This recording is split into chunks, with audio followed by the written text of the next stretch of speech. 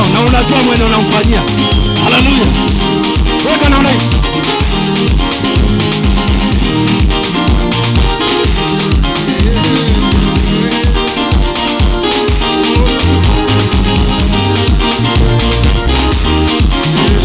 Ishara kwamba ulisurrender unto Jesus. Haleluya. Amen. Sasa nataka unyakue baraka kwa jina la Yesu. Haleluya.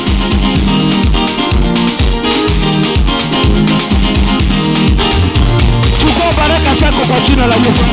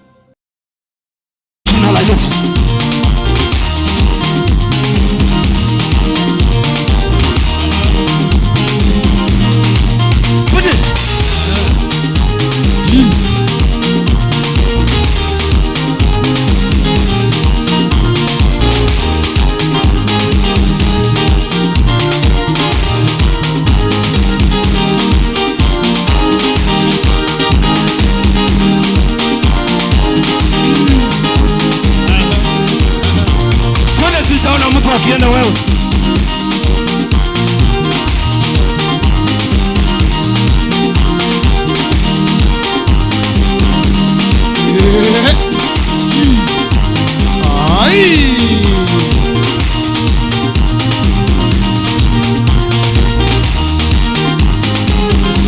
Sijaona wewe. Kwani?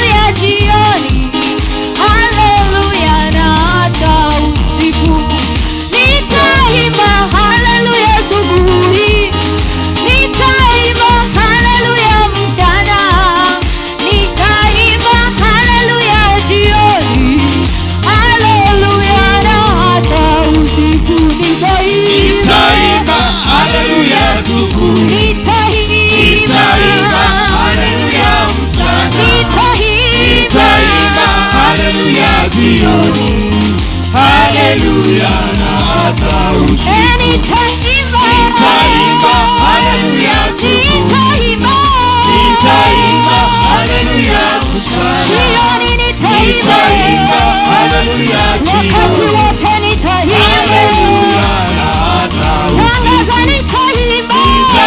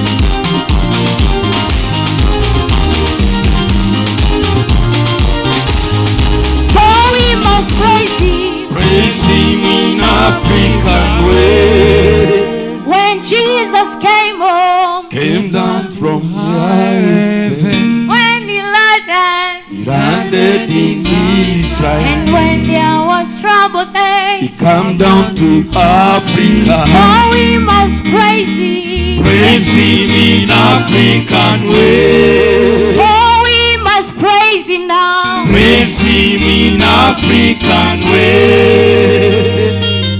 We kulube hallelujah. We We kulube kulube hallelujah.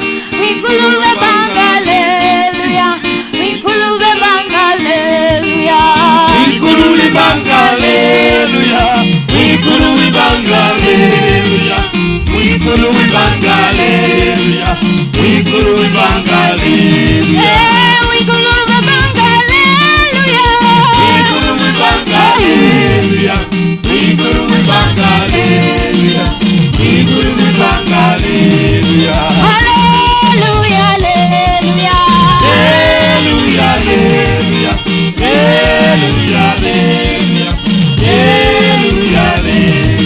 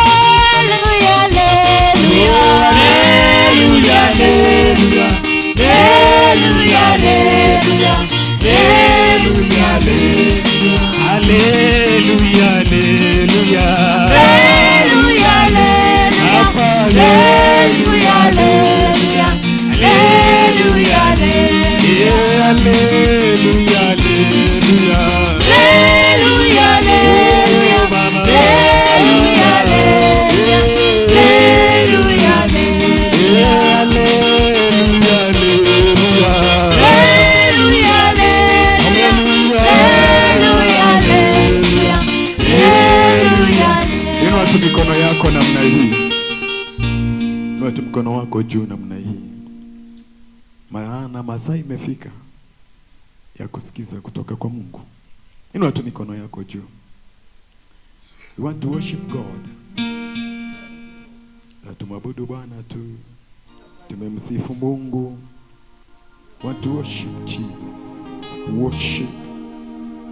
Kama kuna kitu ibariki moyo wa Mungu, ni kuwa maandiko inasema saa inakuja ambapo waabudu halisi watamwabudu Bwana katika roho na kweli. Today ni vizuri jamani, wakati tuko katika hiyo presence za Mungu, neno la Mungu linapokuja linakuja na wakati. Mimi ninakwambia sijui ni wapi penye unakutana na Mungu wako, ni wewe unajua. Inua tu mkono wako juu namna hii. Tunapomwabudu Bwana, chezaji vyombo, be sensitive, unacheza kinanda vile ambavyo unachezanga. Worship, jua sauti ya yule ambaye anaimba, inakuwa ni vizuri. Inua tu mikono yako juu namna hiyo. Want to worship Jesus. Budu tu Bwana.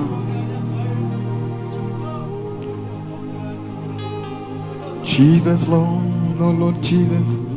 Sifu Bwana daima. Sifu Bwana daima. Sifu Bwana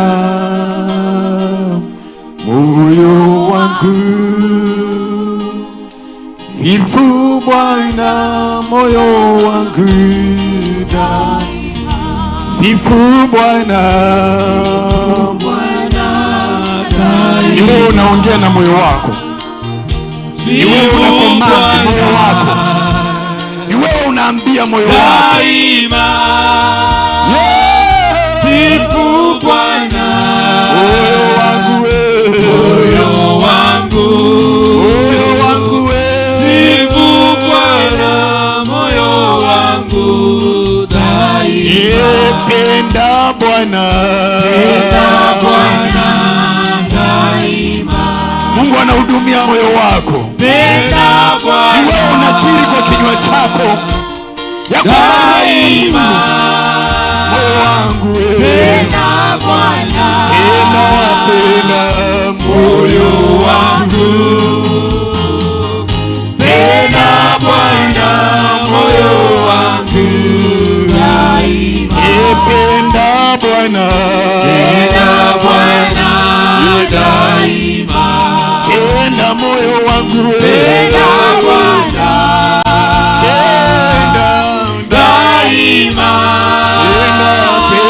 Penda Bwana, moyo wangu. Penda Bwana, moyo wangu daima. sikiza moyo, Sikiza moyo daima. sikiza moyo sauti ya Bwana, sauti ya Bwana daima. Sikiza moyo, baba moyo wangu. Sikiza Bwana, moyo wangu daima. muite Bwana, Mwite Bwana daima. muite Mwite Bwana daima. baba, Mwite Bwana, muite moyo wangu.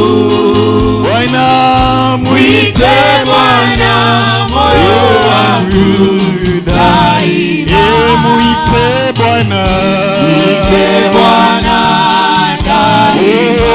muite Mwite Bwana daima. muite Bwana, Mwite Bwana, muite moyo wangu. Yesu we Mwite Bwana, moyo wangu daima. nena Bwana, Nena Bwana daima. nena Nena Bwana daima. daima. Nena Nena Bwana. Bwana, Haleluya. moyo wangu. Nena Bwana, moyo wangu daima.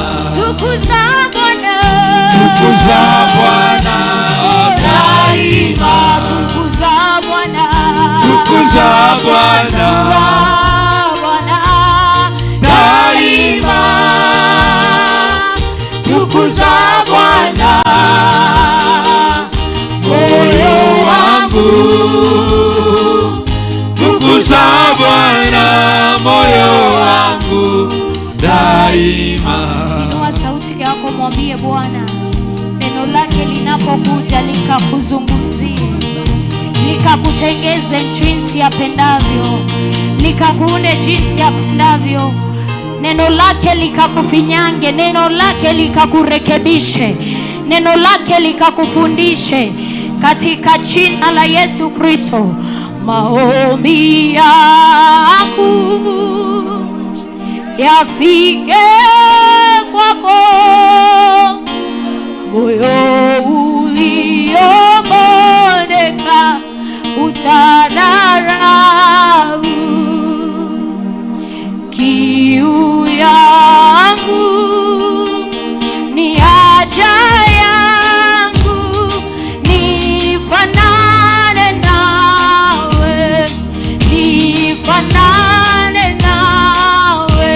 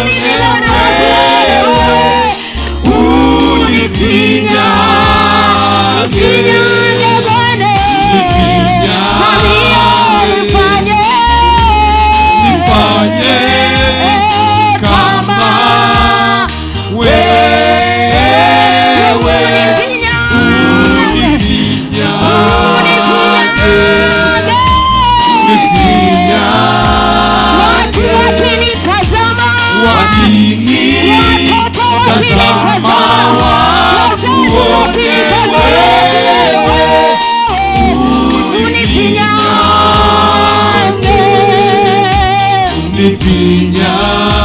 unifinyange, tufanye kama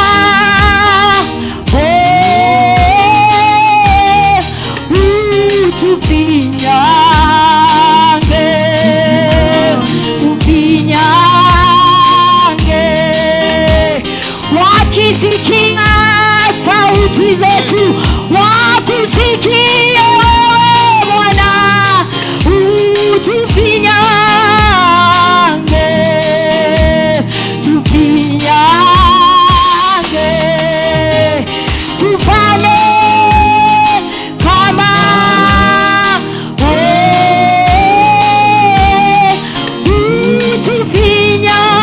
tufinyange, tufinyange,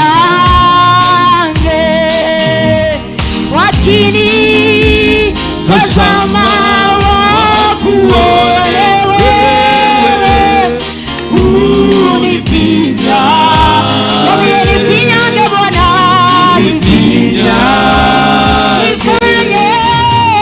nifanye kama wewe, unifinyange,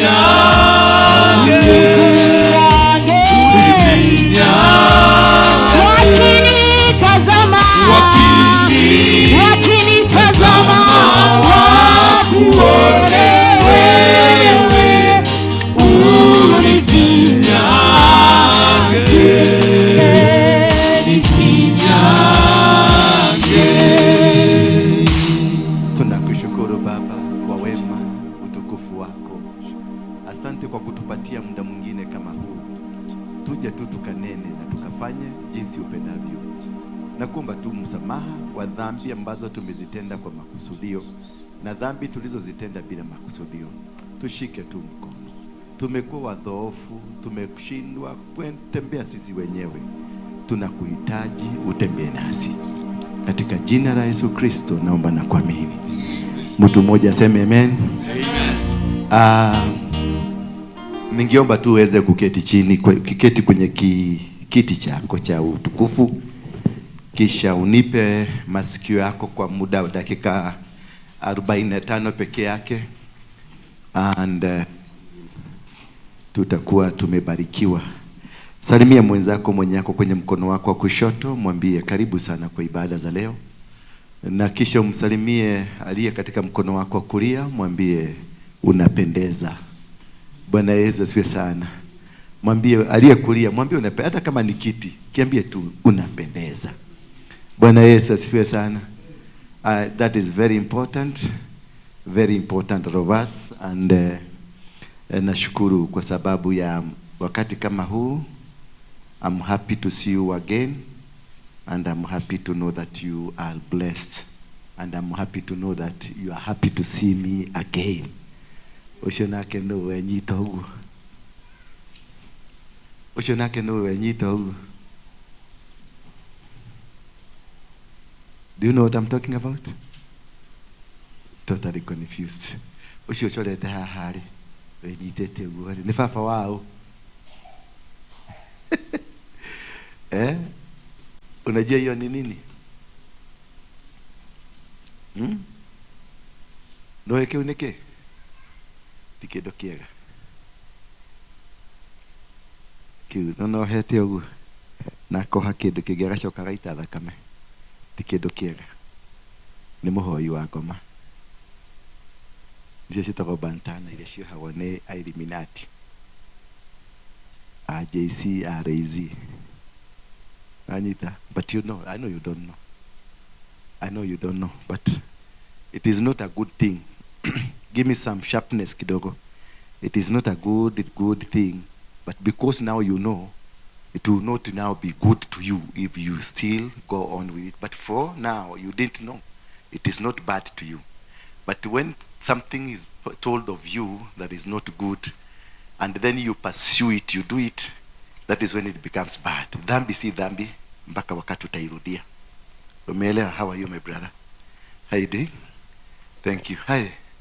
How are your dreams now? Are you set free?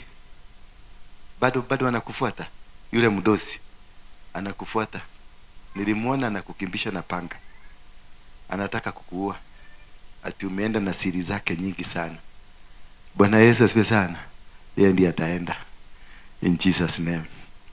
When we destroy the kingdom of the devil, expect they are going to fight you. Bwana asifiwe. When you told me, uliambia ule bwana akuje, alifanya nini? Alishikwa. Maana walimuuliza unaenda wapi utuache. Ndio naona ninajaribu kukuambia wachana na yeye, kwa sababu shetani anataka kukudivert kidogo, ndio hata wewe usifuate. So when the devil is up against you, he will cause you a diversion. Ndio uconcentrate. Koki, you may sit down now. No movement. No movement. Kaa chini baba. Ukae hapo nyuma. Yes. Anybody else? No movement apart from the camera people. Hello. Sindio, tulikuja church. Shughuli zako ungemalizia huko, ukuje. Wewe, no movement around here. So the devil always wants to create a diversion. Ndio uache the real battle, we get into his battles that will cause you to miss the target. So tunaweza kuanza safari na huyu tunaenda, but along the way something will crop, tuanze kukosana na yeye, tuanze kurushiana maneno na yeye, then I will forget myself, tutaanza kujibishana. As tunajibishana, the real battle inafanyika kule. By the time wakimaliza, they come and remind you, do you remember you were going for a battle? Then kuangalia kule kumechomeka, they have won the battle. Bwana Yesu asifiwe sana. It is always good to keep off if you are in a situation, if you are planning to do something tomorrow, if you are planning to do something in your ministry, if you are planning to do something in your business, avoid anything that can divert you. Not even your mother, not even your father, not even your husband, not even your wife, not even your children. They will cause a diversion. And the moment a diversion has been caused, then what will happen? I will stop what I was doing. Ni kufanya nini? Nianze kuangalia. That's why normally you see, when I want to attack anything in the church here, I attack it before I start preaching. Bwana Yesu asifiwe sana. Because I want to stop it. Because it has been sent here. Sasa hii inigeiona wakati nahubiri nianze kuconcentrate. And then nilikuwa nishaanza the program. In the middle nikiconcentrate na hii, the program inapotea. Bwana Yesu asifiwe sana. Those are tactics of fighting this battle. And that's normally nakwambianga, hapa ukuje ni kufundishe. Ile ya kupokea enda kwingine ufundishiwe huko. Lakini nikufundishe tactics za kutokuambiwa uende upokee. Nikufundishe jinsi ya how to handle the problem. You may have a husband in the house who is a witch, who is a devil worshipper, who is an Illuminati. Do you need to run away from him? No. Do you need to walk out of that house? No. You may have a wife who is dangerous, mbaya, ni witch. Do you need to go? Yes, you can only go with the permission of heavens. But if God has not permitted you to go, it means you can handle the case. Because it could be a trial. It could be God has allowed you to get into that man because he wants to see how you can behave when he gives you a responsibility. You can come into my life today na tukue friendship. Kumbe Mungu anataka anione venye nitahandle mtu kama wewe. Labda wewe ni kichaa, wewe ni mwenda wasimu kivyako, wewe ni mtu ambaye anafanyanga vitu zako kivyako. Sasa Mungu ataniletea wewe, aniletee huyu, aniletee huyu, na aniletee huyu. Vichaa vitupu. Alafu sasa nikuja hapa kwa pulpit. That one I did it for 1 year tukiwa pule City Stadium. Every day I was provoked. Every day, because God was dealing with my heart, was dealing with my attitude.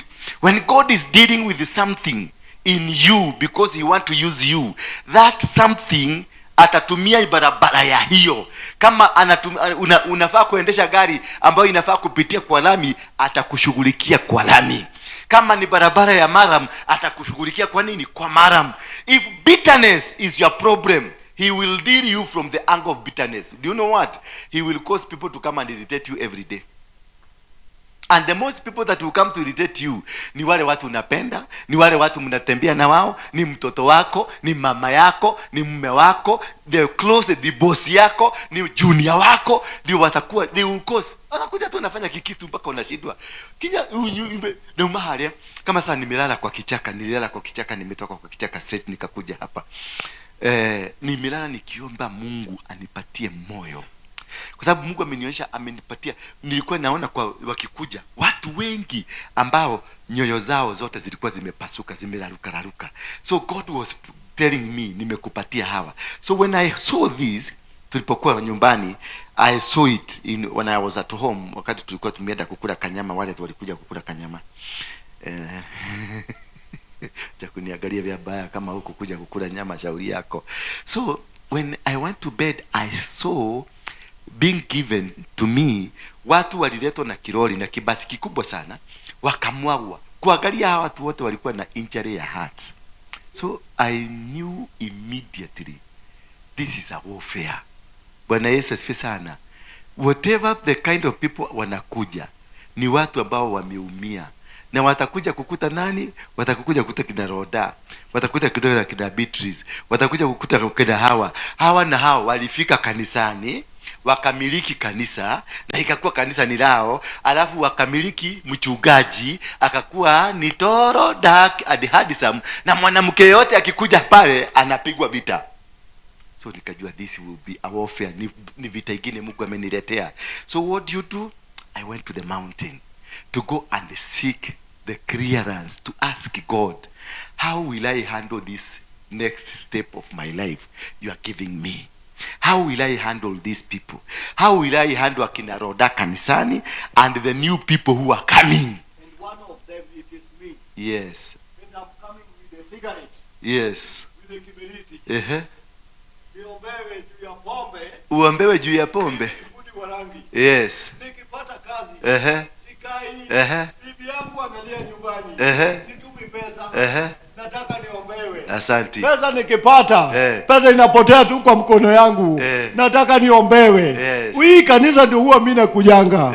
Na mimi nikirudi nyumbani, kwa nyumba, kazi napata. Huwa najua kuongea na waria, kazi na sasa ukikuja hapa. Nikikuja. Ukirudi kazi unapata. Kazi mimi napata. Na ni nini nafanyanga usirudi ukipata kazi? Mimi naona tu shetani. Keti basi hapo.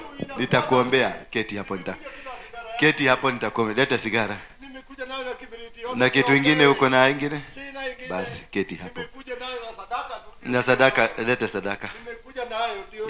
Hii hatuachangi. Nimekuja nayo. Acha ikae hapa kwanza. So you see now, I've just spoken of a diversion. You see, immediately the diversion has come to divert me from the course. Kwanza nishughulike na nani? Niache kukuambia siri ya vile mambo hufanyika. So if you are not intelligent enough, utaona sasa huyu, maana kuna kamera na muko, this is an opportunity to showcase how God has blessed me. So I will first start fighting what? Na nikianza kuomba hapa, more drama will come. By the time I finish the word I wanted to teach, I will not teach. Bwana Yesu asifiwe sana. And that is the most important thing that you have to understand. Because kama saa hizi nilikuwa nasema nini before this? How I went to the mountain. Now that was supposed to be removed. Because strategically there are people who are placed here to fight me from inside. And outside there are people strategically placed there to fight the process of God that is in me. Now when I went to seek God, I was trying to teach you how you need to handle your fight. How you need to handle your things. You don't handle them physically. You handle them spiritually. You fight your battles in the spiritual realm. Because kabla hiyo shida uko nayo, unaiona uko nayo, ikuwe manifested in the physical, it had started long time ago. Maybe you are fighting a 20 years battle. Maybe you are fighting a 30 years battle. Maybe you are fighting a 25 years battle. How? When you were born, that is the battle started. Shida ambayo uko nayo haikuanza jana, ilianza wakati ulizaliwa. Na sio wakati ulizaliwa, kabla. The Bible says, before you were born, I knew you. Before you were brought by your mother, ukaingia kwa dunia hii, nilikujua. Kwa hivyo, all the blessings that you were needed, they had been prepared before you were born. The same way, all the warfare weapons to fight you were there before you came on earth. So it is upon you, the people who will handle you, the people who will bring you on this earth, the people who will take care of you, are the people that will be able to be responsible to handle you, to guide you on how to do your battles since ukiwa mchanga. I was watching a video of the Chinese people. Watoto wao wanafundishwa kufanya crochet ili ya kushona when they are 1 or 2 years old. Watoto wao wanafundishwa kulima ama kufanya kitu when they was young as 6 years old. They are trained from the young, but we are not trained. We only become, we got to a training tukifika miaka 17, 13, 20 years. That is when we go to a college. A Chinese does not go to a college. A Chinese is trained physically, practically. As they go to college, they get a certificate. But we start with what? The certificate first, then we go to the training. That is the opposite of thing. Because what you are supposed to learn when you are a young boy, it is what you are trying to learn. It will not come to you. So when you get yourself into the battle you just don't go confrontational. You go seek God. This has come. How will I do it? Bwana Yesu asifiwe sana. When David came, alitoka kwenye vita kupigana na Wafilisti na alikuwa ameshinda. Vita vilikuwa vya Mungu, ni Mungu alikuwa amemtuma. Lakini kule walienda wakapigana wakashinda. When he came back, akapata mabibi zake wawili wamechukuliwa, watoto wamechukuliwa, buzi zimechukuliwa, kila kitu kimechukuliwa, and the entire army that had won battles walianza kulia. Why? Because they never configured the win ambayo walikuwa wameshinda. They never put into perspective that they had won, and the devil was trying to humiliate them, kuambia simbulishida huko, hapa ni aje, nimewashughulikia. So they wanted to kuwaleta chini, kuvunja nyoyo zao. And that is what the devil has always wanted to do to you. You have won the battle, but along the way unakuta the devil comes with another story. The story that you think, so God, I have been going to church every time, I've been tithing, I've been sacrificing, I have done everything. Why again this has happened to me? No, it is for you now to bring down your mind to soberness. David, when he saw it, he did not go crying with others. He went to the altar and asked for the ephod, ile nguo ya vazi ya maombi. Akaingia kwenye altar, akapiga magoti, akamuuliza Mungu, shall I follow them? Na Mungu akamwambiaje? Yes, indeed, follow them, and you shall get what is yours plus what is theirs. That is how you win. You don't win by putting yourself, and somebody will come and tell you, wewe unakaa mchawi tu wewe. Kwa sababu the temper in you is hot. God is also watching. God allowed her to come and abuse you because God want to use you as a vessel of hope, as a vessel of transmitting, as a vessel of helping, as a vessel of blessing. Now you can never be a blessing kama wewe unakuwaga mtu wa high tempers. You can never be a blessing if you don't sit down and wait for the next move of God. You can never be a blessing if people like this will come and you'll be accused of something you didn't do. And then God will be watching over you to see your reaction. So God will allow this man to come and accuse you falsely. You know you didn't do that. This was alikuwa witness. Mulishida na yeye, mkitembea na yeye, nothing he's accusing you did. But this one will reside with you because God will allow her to lie against you again. Then you say, then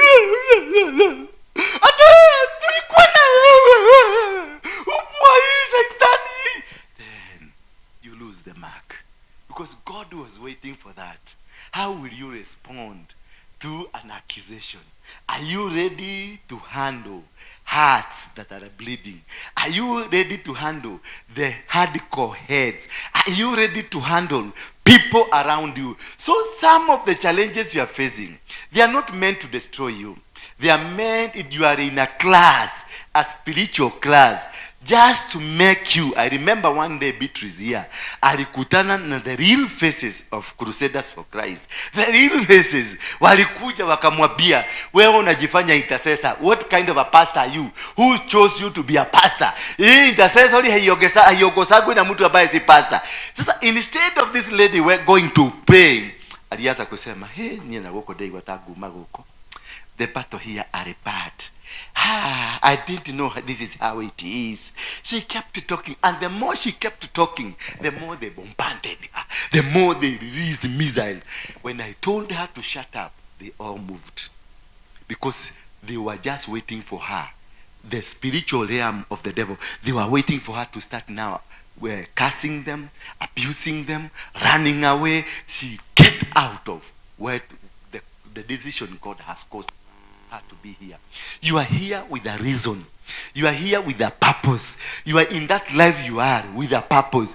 And this purpose, it is tested. You must be tested. Lazima ushughulikiwe. If it is marriage, you must be tested for marriage. If it is business, you must be tested for business. If it is ministry, you must be tested for ministry. If it is whatever that you want to do, you must be tested. It does not come. Sio kitu kinakuja from the blue. So today I want us to look at how to let God fight your battles. Tell your neighbor, how to let God fight your battles. Tell him again. Look at him. Don't look at me.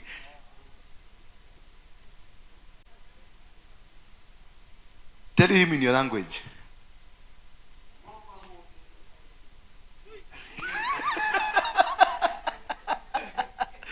Thank you. Thank you. How to let God.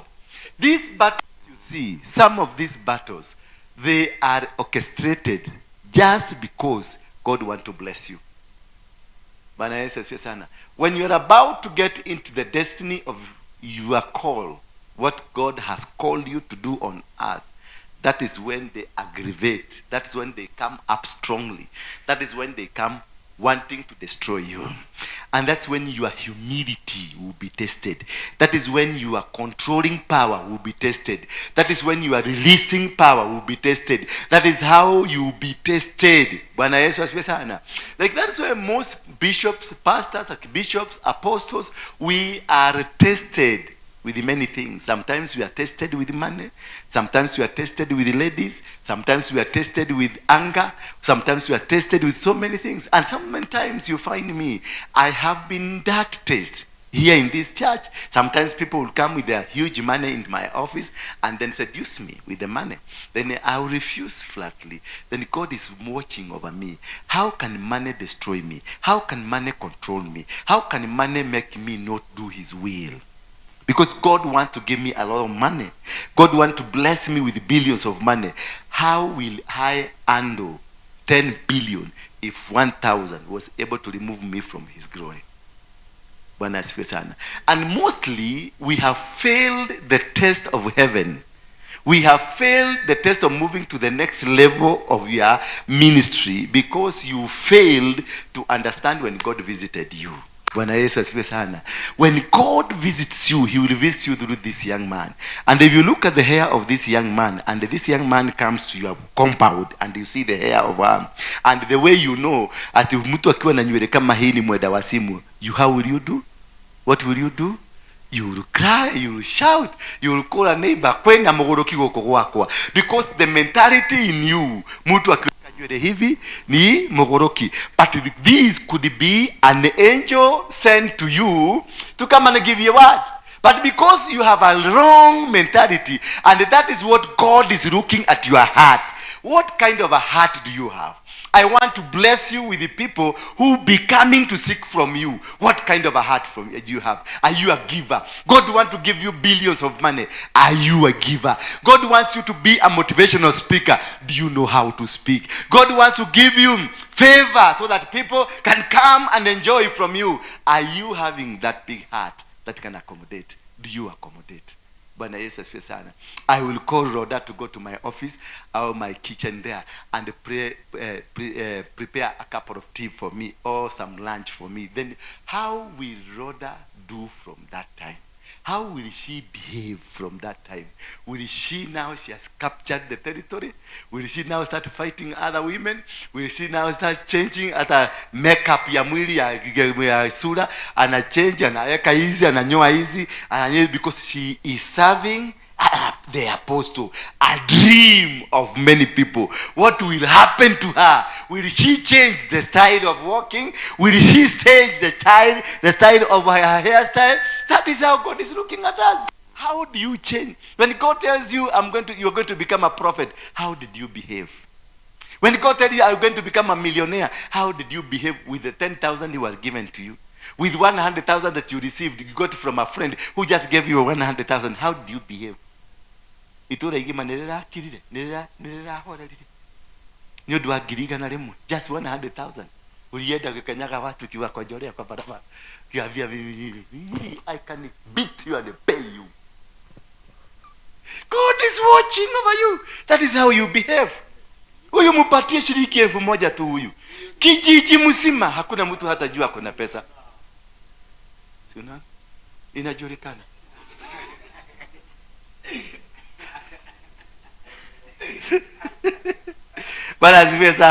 So it is very important. Ni vizuri kuona ni how is God testing you and to understand how God is operating in you. First of all, you must know when to let God fight your battles.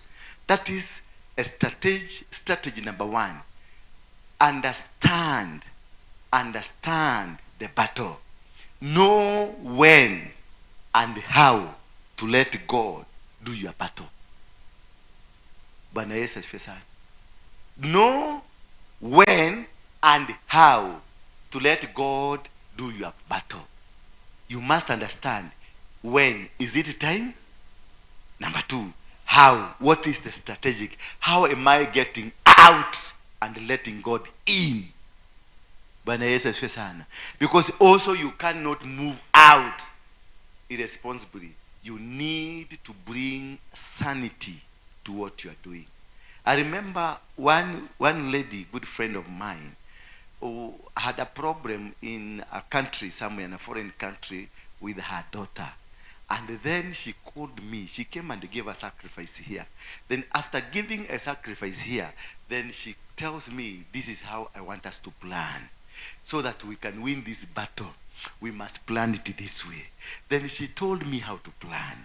Then she created a good lie. I'm the apostle here, telling people you should not lie. You should give it to God to do the battle. But she has given a sacrifice, meaning what? She has involved God. Then immediately she withdraws from God. She comes and tells me how we are going to lie. Then we are going to lie this way, that this thing happened because this thing happened and this happened. Therefore, this is in danger. So we need this to be here because of this. Then I told her, then I said, did you give a sacrifice? Yes, I give a sacrifice. Then I told her, hold on, I'll call you tomorrow. Tomorrow I didn't call. Then she came back to me. But Apostle,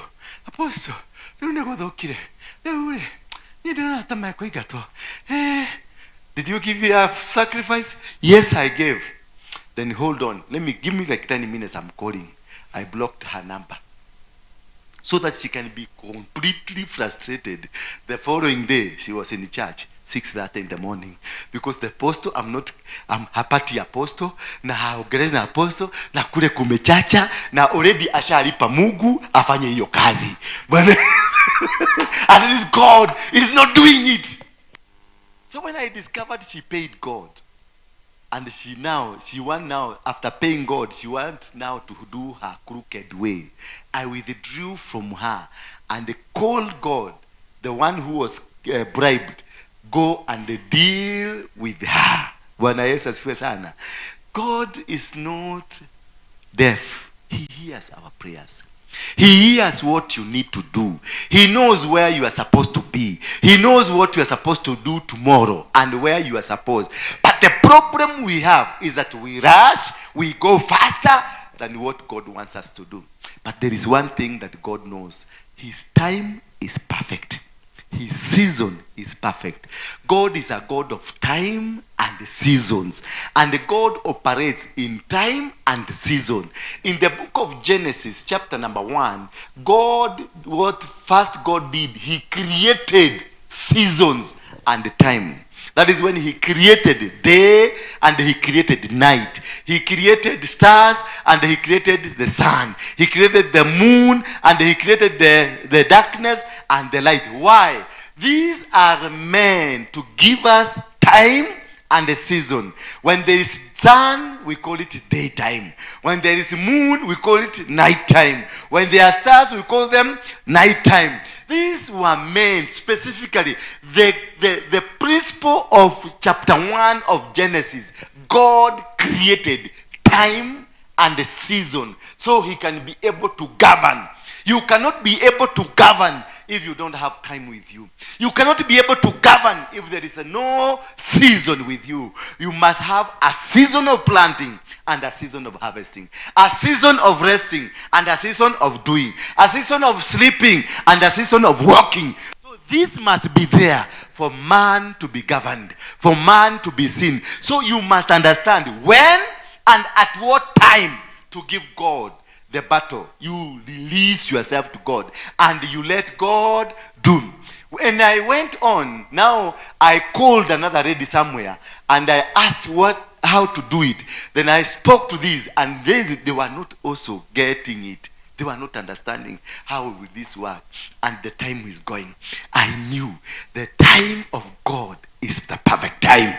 The season of God is the perfect season. So for me, I knew what she's crying, what she's trying to defend, it has already been okayed. The other side, it has already been taken over by God. But on this side, because she is working with God and also with the devil here, now she walked in a confused manner. That is how we lose our bearing. When you are walking, you are here, the devil is here, and I'm here, I'm here, and God is here. No, because of lack of decisive decision, what happens to you? You will stagger because you don't know whether to go behind, to go side, or to go whenever. You will be confused. And that is what has led us into wrong marriages, into wrong businesses, into wrong ministries, into wrong decisions. Because we never allowed God to take control. We never allowed God to be superior. We never allowed God to have his way. When you allow God to have his way, he stops you, he stops the Kenyanjui you, he stops the Rhoda you, and then he comes in and creates a new Rhoda, a spiritual Rhoda that is spiritually controlled. Because everything that manifests now, it came long time ago. Whatever you are seeing, the disease you are seeing in you, the challenges you are seeing in you, the divorce that you are seeing in you, the woman now you are working with, the man that you are working with, this man was created long ago by God for your sake. Or anything that is happening to you, it manifested in the spiritual realm long time ago. Whatever you are doing now, it is not for now. It is either 10 years old, 30 years old. If the devil, they knew you when you were born, 1980. When you were born, they knew you were carrying a star. 1980, also they were born a person who will come and torment you. Did you know that? If your marriage was, you got married in 1972, also by God created that marriage. Also in the demonic world, they created a man or a woman who will come and destroy your marriage. So it is all upon you to know and understand when is God operating. And this one can only happen if you know how and when to let God do your fight. And number 2, do not advance towards your enemies. If you want God to control you, if you want God to control anything that you are doing, do not let or do not allow yourself to advance, to be aggressive to your enemies. Don't go fighting them. Don't go challenging them. Don't go as though they have defeated you. But inside you, you know you have won the battle. Because you have a greater God, a powerful God. A God that wins battle against any other battle. So it is very important for you. Ni vizuri sana kuelewa hivyo. Ya kwamba do not advance. Usiende kupigana na hao. Ukisikia kuna kamtego, ukisikia kama sasa kwenye kampuni yako kuna mtu amekuja ameiba pesa zako, do not be aggressive immediately towards that person. Unasikia mtu amekamatwa amepelekwa ndani, do not be aggressive kukimbilia hicho kitu. Umesikia umepatiwa kitu kuna vitisho, do not be aggressive, withdraw fast. Bwana Yesu asifiwe sana. Withdraw fast. David hakupursue wale watu ambao walichukua mke wake ama bibi zake. Hakupursue wale walichukua watoto wake, walichukua ng'ombe na kila kitu. Instead alirudi kwa nyumba ya Mungu. Why? Because you need to understand what is the depth of the challenge. Unaweza, Wakristo wengi tumeshindwa vita, tumegogwa kwa sababu ya nini? We don't understand mahali unaruka. Hujui, umekuta ni makaratasi tu imetandikwa, kumbe ni shimo iliwekwa. Lakini kwa sababu unakuja na Yesu, unasema, I rebuke in the name of Jesus. Remaseterebo. Unaanguka ukisema remaseterebo zako huko ndani. Ukienda huko sasa, oh help, Jesus help. Jesus cannot help a fool. You need to strategize. You need to replan. Ukiona wamekuwa more aggressive than you, withdraw. Hata kama they are not aggressive than you, withdraw. Every time, work from a withdrawal. Work from the angle of withdrawing. Work always to be weak. Because God makes us strong. Because we are not strong. Jesus died on the cross to make humanity better and strong. Because we cannot make it without him. Therefore, when we are strong, when we are weak, he is strong. In us, we become better. Therefore, you have to surrender. Mtu anaitwa Jehoshaphat akaambiwa Wamoabi wanakuja, Waanani wengine, Wahiti wanakuja, Wamereku wanakuja. They were more powerful, well strategic, well organized, 3 nations, well organized, and they had weapons than the children of Israel. When Jehoshaphat was told about the imminent attack, Jehoshaphat alistuka. Lakini alipostuka, what happened? He did not go to plan for an army aende wakapigane. What he did, he withdrew. Alirudi nyuma na akarudi kwenye madhabahu. Akaambia watu, let's go for 3 days of fasting. Do you fast while you are fighting? Do you fast when you are thinking? You don't even think. Because one thing, you surrender to God and you allow God now to take supreme, to be supreme over your life. Now you surrender to God. When you are fasting, you are surrendering to God. You give it all to God. You give everything to God. What happens now? When you give all to God, the Spirit of God starts working in you. Immediately as they were fasting, as they were doing preparation to meet God, to speak to God, and prophet of God, Jehaziel, was sent by God to go and speak to Jehoshaphat and the people there. And what happened? The prophet of God came and told Jehoshaphat, do not prepare an army. Do not prepare a fight. Prepare a team called praise and worship team. And then a general like Jehoshaphat would ask a question. We are being told Uganda is coming. We are being told Tanzania is coming. We are being told Ethiopia is coming. And you tell me to prepare a floor here to waanze kuiba, to praise and worship him. It makes no sense. But in the kingdom, it is the most sensible thing. When you surrender back. And when you surrender back, you surrender with a praise. You surrender with a worship. You don't only go, surrender, and go sleep and say, I am helpless, God. I have nothing to do, God. Oh my God, no. You surrender with a praise. When Paul and Silas were arrested, they agreed to be captured. They were taken to prison. They were locked in prison. They surrendered to the will of God. And immediately what they do? They turned the police cell into a praise and worship place, a holy place. Immediately God appeared to them. When you invoke the power of God, when you invoke the authority of God in any situation, then he captures you. He takes control. He takes everything over to his hand. Because God is a promise keeper. He's a way maker. God is a God. They say he's a jealousy God. God has never allowed himself to lose a game. So when you surrender to Jesus, if you surrender to God and hand yourself over to God, you will be putting God into a corner, a tight corner. He will be forced to fight for you. He will be forced to counter your enemies. He will be forced to make your enemies surrender. Because God has never lost a battle. Even if you sleep, God will still win this battle for you. Because he is a good God. Bwana Yesu asifiwe sana. Why will Satan want you to lose control? They want to lose control.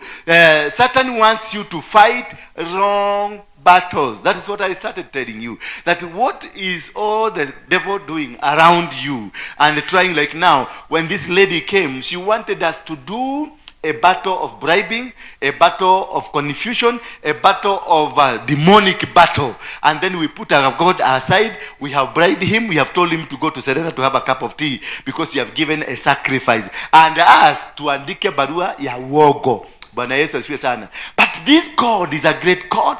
He's a God that knows how to handle things. It doesn't matter how many kilometers you are. It doesn't matter how many kilometers you may be, which country you may be. As long as you surrender to him, he will do it wherever you are. Wherever that person is, something will just happen. Instead of us planning a letter to take to the authorities, God planned another letter through a baby of 3 months. And 3 months baby spoke. A letter from heaven. And the things changed. Until today, things are okay. So God knows how to do it. And for you not to do the wrong battle, you surrender to God, you give yourself to God, and you do everything. Just leave it to God. Do not come here kwa madhabahu kulala hapa chini. Kuja kulilia ati Mungu Baba nakulilia. Nipatie mume Mungu. Ninakamata rema shandolo wose yandolo lakashendelele. Huyu nitoloda kade handsome na mukamara mosendele musaya. Ninakoliete rebori musaya. Unapoteza. You are wasting your time. You surrender to God. You tell God, you created me. Me, I am a woman. I came from a man. A man's rib was broken. God, return me to the rib which I was broken from. Don't go asking for God. Give me this gentleman. Ati yo nakuomba Baba, ninaomba mwaneke rianko robosenda, ni mkijana mzuri bobo yanda, naona ni mcha Mungu buri mubozaya. No, who told you? Who told you? You don't push. You don't push God to do things. You allow God to do his will. Thy will, hallelujah, hallowed be thy name. You glorify the name of God. You lift him up high. You take him. When you take God where he belongs, he will do it for you. Hallowed be thy name. Thy kingdom come. What does it mean? That when asking thy kingdom come, it means your kingdom come and take over. Come and overthrow the government that I am in now. When you are saying God, thy kingdom come, you are telling God, overthrow the kingdom that I am in now and replace it with your kingdom. So when you replace, like now, you say, yo Uganda, thy kingdom come to Kenya. What are we telling? We are telling Museveni, come and remove Ruto from power and take control. That is when you say, thy kingdom come. We invoke God's kingdom to come into our life and overthrow, remove any form of a government that you are in. Once the government that you are in is removed, new structures from heaven will be created. New structures will be built up. New foundation will be created. New thinking will be created. New authority will be created. Meaning from now henceforth, it is not you, but God. And then the enemy, you tell the enemy, come now. You see now, like now, this young man come here. This man is a very weak man. Very weak. When he knows that he cannot be able to fight, he will come. No, amechokoza watu pale, lakini atakaa wapi? Nyuma yangu. Anaambia kujeni sasa. Mlikuwa mnasema kujeni sasa. That is how we operate with God. When you surrender to God, you go and hide behind God. Then you tell them kujeni. You tell the devil, how come? The devil will not come until you are out of God. He will only be waiting along the way. He will be moving with you like a hyena, waiting you to drop from God, and then he attacks you. And this is ukiokoka urudi nyuma. How many demons comes to you? 7. Why? Because they want to contain you. Never again. Don't go again. So when you are inviting the kingdom of God, it is only when you surrender. Jehoshaphat invited the kingdom, invited the presence of God, invited God to take supremacy, and told God, this one, we cannot be able. This kind of a battle, we cannot be able to succeed. This kind of a situation, we cannot be able to achieve. But with you, we are going to make it. David knew very well. And he went to the altar. He did a sacrifice there. Once you do a sacrifice, don't follow on that sacrifice. Just keep off. Don't even want your apostle to know what you gave. Don't even want to know whether you are prayed for or not. God instructed you. If you have given 1,000 shillings to the altar, it is an instruction from God. That is why God had given you that 1,000. That is why you are able to carry the 50 bob this man is carrying. It is enough for him. I won't pray for him. I won't. Because he has done what God had instructed him. First of all, to be here and seated here. Then number 2, to surrender. I have a secret. I have this problem. And I have 50 bob to give us a sacrifice. Now you can go. God has heard your cry. It is not me who is going to fix you, but the God who sent you is going to fix it for you. Don't, and the mistake, because that's a mistake you are making, because you want your pastor to know what you have given. You want your apostle to know that you have given 100,000. It is not in the business of your apostle. It is not in the business of your pastor to know what you have given. Just God is the one that sent you to come to the synagogue. It is God that sent you to come to this church. So that, and he told you, take this 20,000, take this 100,000, take this 10 bob, take this 50 bob, go surrender. God was looking at your heart. Are you ready to surrender? Are you ready to give? And when you qualify the surrender test, that is final. God starts working in you. God starts fighting your enemies. You see people bombarded, destroyed, and you'll be wondering what happened to so and so. What happened? And the people you thought, Mwaneki was the man who you think has been disturbing you, could be the person disturbing you in the order. You find the order is being fought and the Mwaneki is not fought. And you ask, kwani kunaendaje? Then that is when you come to discover you had been doing wrong battles. You have been fighting Mwaneki, and Mwaneki was not the problem. Rhoda was the problem. You get me? So that's why I normally tell you, it is always good to do spiritual understanding, spiritual mapping, so that you can understand the problem you are facing. Is it from your mother's side? Is it from your father's side? Is it from your grandfather? Is it from the area you have come from? Is it from the people you are with? Is it from here? Because you can be here in this church and you are not supposed to be in this church.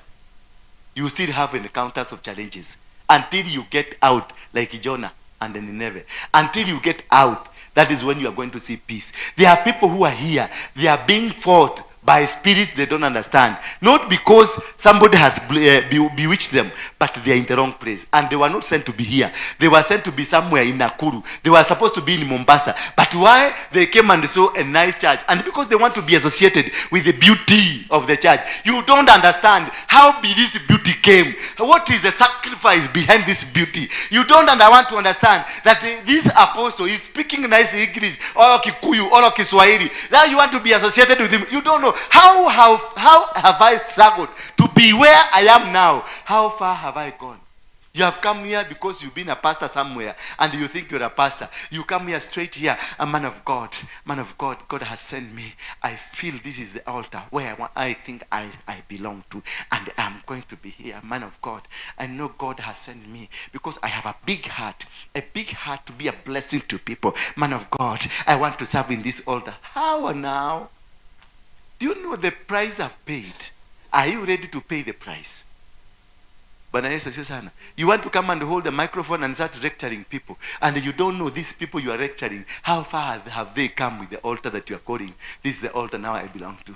You need to come sit down, understand what kind of an altar that is here, what prices have they paid, what kind of life that is here, what kind of a direction they are in. So what this one, the altar will give you how far you are going to be with these people and how far you are not going to be with these people. You can never be with that. You see, you got a man who is driving a Range Rover, living in Runda, with a linen shirt, a nice linen shirt, and you meet this man in a hotel somewhere as you are passing, and you see, wow, this great man, this looks handsome man, this is kind of a man I want. You a lady, ask yourself, before this man became how handsome he is, with a linen shirt, with a nice leather shoe, with everything, driving a Range Rover and living in Runda, what kind of a sacrifice has he given in his life for him to achieve what he has achieved? How deep has he gone? What kind of challenges of life has he faced? What kind of battles has he fought? And what kind of battles is he still fighting? Are you ready for those battles? And because you are given a lift, naona kaga mkuru kwa Ruben, na ukakiona kijamaa kimekubeba na lift kinasema, "Hi darling, you may have a seat." Sasa hiyo umeenda mpaka mguu huko imekaa gumu kama ya Masai. Wewe umeenda mguu. Sasa umekalia kile jireva, unaanza kusema, "Oh bashentere urina. Rikete araba sentere, I possess this city bashentere bosha." Unaanza kuinvoke spirit of Esther ya kutoa varsity. Hori masendere burana shendere. Una summon Mordekai waende wakafast. Una summon wanyama wa kuku ziende zikafast because of something you don't understand. Esther did her work. Esther did her homework to understand kule kuna Vashti, kule ndani kuna shida, already kuna shida. Shida ni gani? Vashti amekuwa mgumu, kichwa imekuwa gumu. She had already a spiritual understanding ya huko ndani. Mweleo kile. Mweleo gitada getirikira. Getirikira gitada mushi. Do you understand? Before you want to be in the person you want, before you want to be our Roinge, before you want to be a James, before you want to be a Mwangi, understand. Get to know what is the battles Waroinge has gone. I've been to prison 52 times. I have gunshot in my body, 12 of them. I've swallowed poison 9 times. They tried to hang me twice. Are you ready to go through that process? Because Jesus said, whoever that wants to be called by me must drink from this cup. So it is all about my cup. You want to become my wife because I'm driving a nice car, because I own a house. Where did I get that nice car from? What prices have I paid for that nice car? What prices have I paid for that good house? For years unaniona niko na kasura mzuri. Unajua ni mafuta. Ndio niwache kujipaka haremi. Unajua wewe una sura mbaya kwa sababu ya haremi. Mimi nilijipaka mafuta mazuri kwa sababu nilienda nikanunua. I know the price ya hiyo mafuta ya kujibleach, ya kujifanya venye nilijifanya. Ndio nifike nijibleach, nibadilishe sura yangu. What costed me? What sacrifice am I paying? What kind of a level of a life am I? What kind of gods am I worshiping? What kind of people am I associating with? Do your groundwork before you make any move. And that is now, that's what I'm telling you. Do not advance towards your enemies. Just do something that will make you understand God, understand this person, understand their environment, understand every move, not everything. They say not everything that glitters is gold. But if you go to China and you be told this is gold and this is gold, the fake one, it will be placed here, and the original one placed here, then you be told, we want to give you gold. And this gold is worth 1 billion, and this gold is also worth 1 billion. Which one do you want to choose? You will go for the fake one because it is glittering. And that is how we have failed. That is how we have gone down. We don't want to pay prices. We don't want to be associated with the struggles, the growth. We don't want to be associated with the plans of God. We don't want to be associated with the wrong route. We want to take shortcuts. And that is where you are failing. Don't go for that wrong shortcut. Ask God, are you in this move? Because the devil is waiting at the corner. The devil is hanging around, waiting for you to make a small mistake. Then he will utilize the mistake as though the world never existed. He will utilize the mistake as though God never existed in your life. You will even be asking question, oh, is this the same God I used to worship? In Christian Union in church, we used to worship. We used to pray. What happened? Where is the fire that I used to have? Where is the fire? But because the devil knew the trick, alikuondoa tu kidogo. Oh, that is what they wanted. To remove you kidogo tu. Ndio uende kupigana vita za kimwili. Instead upigane vita za kiroho. Ni vizuri sana uelewe. Ukielewa tu vita, jinsi ya kupigana vita, utamunyima shetani nafasi ya kukupelekea kwenye vita ambavyo si vyako. Mtu anaitwa Ayubu alikuwa kwenye vita vikali. Naye shetani alimwendea Mungu akamwambia, nikubalishe tu, huyu mtu anakufuata kwa sababu ya zile vitu umempatia. Now the devil, what he did, he went straight to who? To Job, and now tried to persuade, to make Job get out of God, so that he can remove Job from trusting God. Then he took Jesus. Jesus was taken after 40 days and 40 nights of prayers and worship. He was taken for a taste into the wilderness. And while he was taken for a taste into the wilderness, the devil Lucifer himself came and told him, man, the man of God shall turn a stone into bread. Surely, if I was a pastor, will I not do it? For the glory of God? Lucifer came and told him that the man of God will turn the stone into bread. Turn it now, because you're a man of God. See, I will want to prove him. I am a man of God. Stone, turn into bread. And because he had the power, he could have done that. But he knew, whoever that is speaking to me is not my Father. He is testing me so that I can take the glory to myself. So when you surrender the glory of God, number 3, surrender the glory, all the glory to God. Jesus knew this is a trick. This is a trick from who? From Lucifer himself. He wants me to take the glory. Then he told him that even if you fall, the angels will come and lift you. Surely a local pastor like Warege, and he hears that somebody is telling me that, I will do it. I will do it. I'll fail the test because I want that glory to be seen. The day you surrender, the day you give it all to God and you tell God, now, I don't want any glory, you return the glory to God so that glory can come to you from the hands of God. You will always win your battle. So the devil, what does he do? He wants you to concentrate on defending yourself. So he wanted Jesus, when he removes Jesus from the plan of God, from the intricacies of what God wants you to do, then you will begin from today to start defending yourself. Start fighting for yourself. Because amekuondoa kwenye mikono ya Mungu. Amekuondoa kwenye plani za Mungu. What will happen to you? You will start now defending. Hey. And defending, you come to prayers. Baba ninakuomba. Huyu mwanaume amenisumbua, ataona niona. Baba sisi nikuona. I've been so faithful.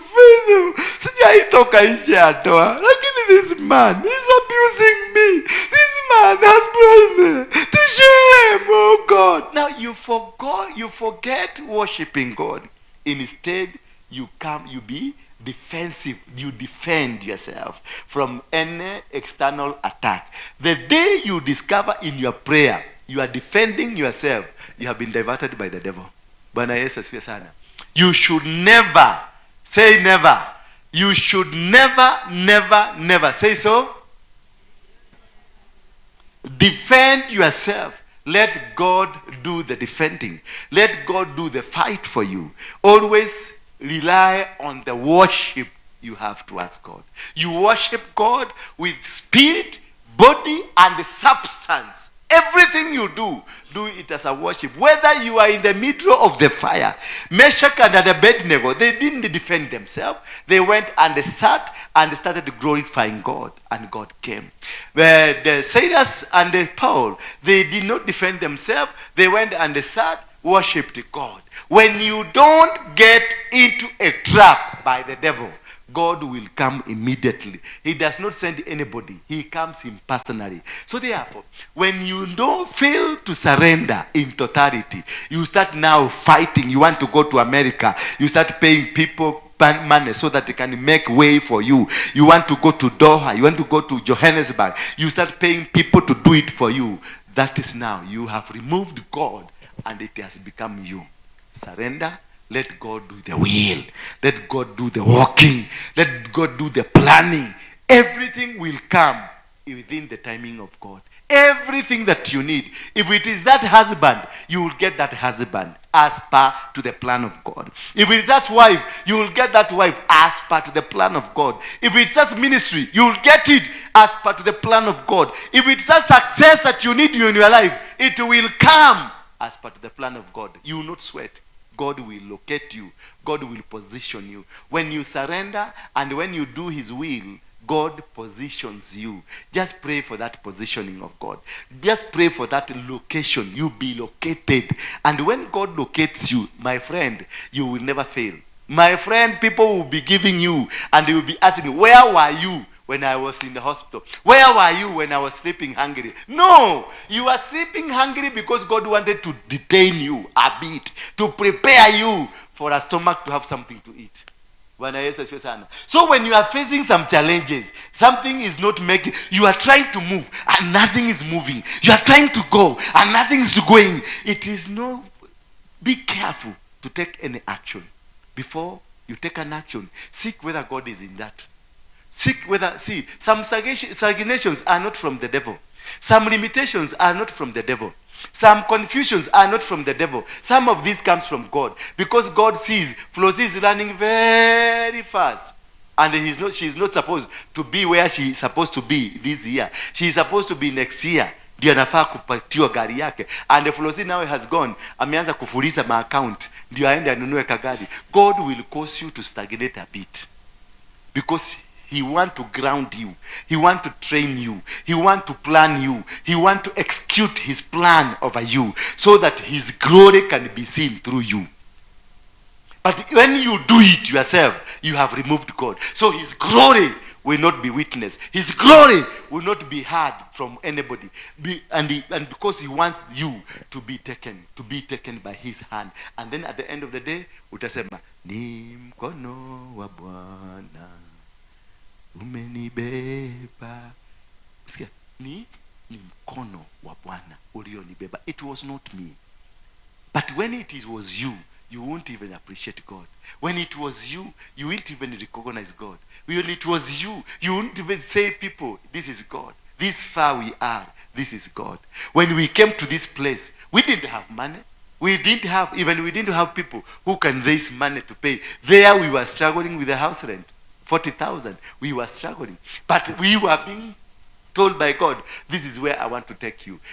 When I sat down to calculate, I was in mountain praying, asking God, where do you want me to go? He told me, you are going to such a particular building. I came and saw the building.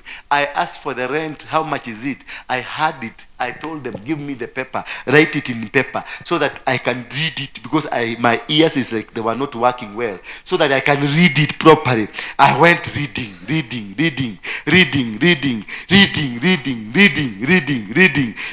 I called some of the people. I told them, oh, this is dangerous. God is telling us to go there. And we have a letter here, a demand letter for 40,000. We have not been able to pay rent for 2 months. And now God is talking about this figure. When I went to the mountain, God told me the premises or the church you had at the city stadium was your church.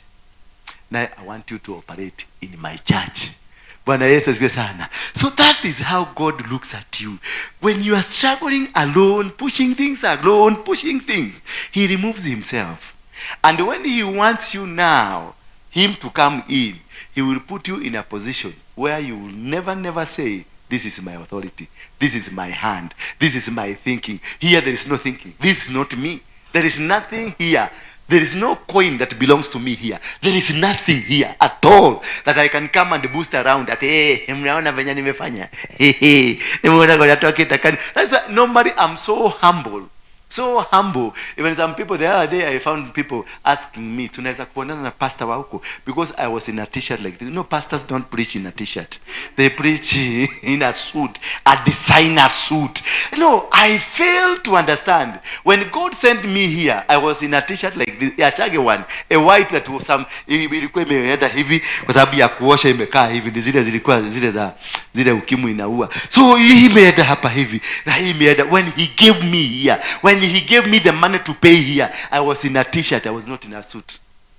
Why? Because God wants to tell me, it is not how you look that make me bless you. It is how your heart is to be blessed. So surrender this heart to God. God will bless you. God will open every door for you. God will open every successful ways for you. So because not teachers, the teachers don't preach. It is me who is preaching. And I'm not preaching what I had prepared inside there. I have tried to bring it back. It has refused. I'm speaking what I'm being told from heaven. Speak to my people this. Bwana Yesu asifiwe sana. Hallelujah. Are we still blessed? Are we still blessed? Let's go to the book of Isaiah. Do we have it here? Will I remember it? Is the book of Isaiah 52 verse 12. Yes, 52 verse 12. Kindly, can you give us 52 verse 12, Isaiah? For you shall not go out with haste, nor go by fight, for the Lord will go before you, and the God of Israel will be your rear guard. Do not, for you not go. Can we read together? For you shall not go out with haste, nor go by, for the Lord and will be your rear guard. The Bible is telling us now, surrender. You don't have anything that you can teach God. You don't have anything that you can say, this one I can give God. God is always there. For you shall not go with haste. So he's telling you, compose yourself. Do not go there. Tusome kwa Kiswahili kwa wale hajaelewa Kisungu. Naona kuna wengine wananiangalia na macho mengine. Safari hii hamtatoka kwa haraka. Nini? Safari nani? Underline two words. Safari. Underline that. Nyamaza mzee. Safari gani? This time round. Umesikia? So this time round, if you had any plan you wanted to do, stop it. The Bible is telling you, safari hii hamutatoka kwa haraka, wala hamutaondoka mbio mbio. So hiyo kiherehere mnakuaga nayo, mweke nini chini. Safari hii, it's a warning toll. Don't now. Safari hiyo ingine si mlikuwa na kiherehere, safari hiyo ingine mlitoka bio bio. Where are you now? Mko wapi? Then you are told, safari hii hamutatoka kwa haraka, wala hamutaondoka bio bio, maana Mwenyezi Mungu atawatangulieni. Mungu wa Israeli atawalinda kutoka nyuma. Atawatangulia na kutoka nyuma atakuwa. Kwa hivyo mtakuwa katikati. Bwana Yesu asifiwe sana. Mimi anakuambia usiwe mtu wa kufadhaika wala kuogopa. Usiwe na wasiwasi. God is with you. Don't do things in a haste, because God is already with you. He will be ahead of you. He will be behind you. So you are well taken care of. If there is this thing you are trying to push, stop it. If there is this thing that you wanted to push with your money, you want to bribe somebody, you want to call people to come and assist you, you want to call people to come and help you, you want to do this, I want to do, I want to do. No, stop it. Allow God to do it. If it's an application you are making, just make an application, go sit down. If it's a business you want to start, go and do your vision. Andika kioneki kiaku na ndemo nene. Write your vision with big letters. Then once you've written, go sit down. Wait for him to come. If you want to get married, just tell God, return me. If you're a woman, return me where I came from. Not every man. It doesn't matter whether this man is handsome or not handsome or driving. Not every man is a man of your life. There is only one man where you are plucked from. Ask God, I want to go back home. Don't go for a husband. There is no husband. There is no wife. Don't go. Don't pray for a wife or a husband. Pray for that rib where you came out from. Just tell God, return me. You're a woman. Maybe you are the one who was broken from here. And you've been moving around, talking, you've been seeing other men, tall, dark, and handsome there, praying, God, I want that. And you are leaving me here because I'm driving a mkokoteni. Nini? Bana asifiwe sana. Kimudurume gya kuroda gikorogwo gikiha kina mkokoteni. Githia gibagi. Na wewe unakibisanaka na Dora hapa, unakibisanaka na Mwaneki hapa, unakibisanaka na jamaa hapa kwa sababu this man is well dressed. This man is so smartly speaks nice English. Little Queen's English. This man is well educated. No. It is where your rib was removed. Ask God to return you there.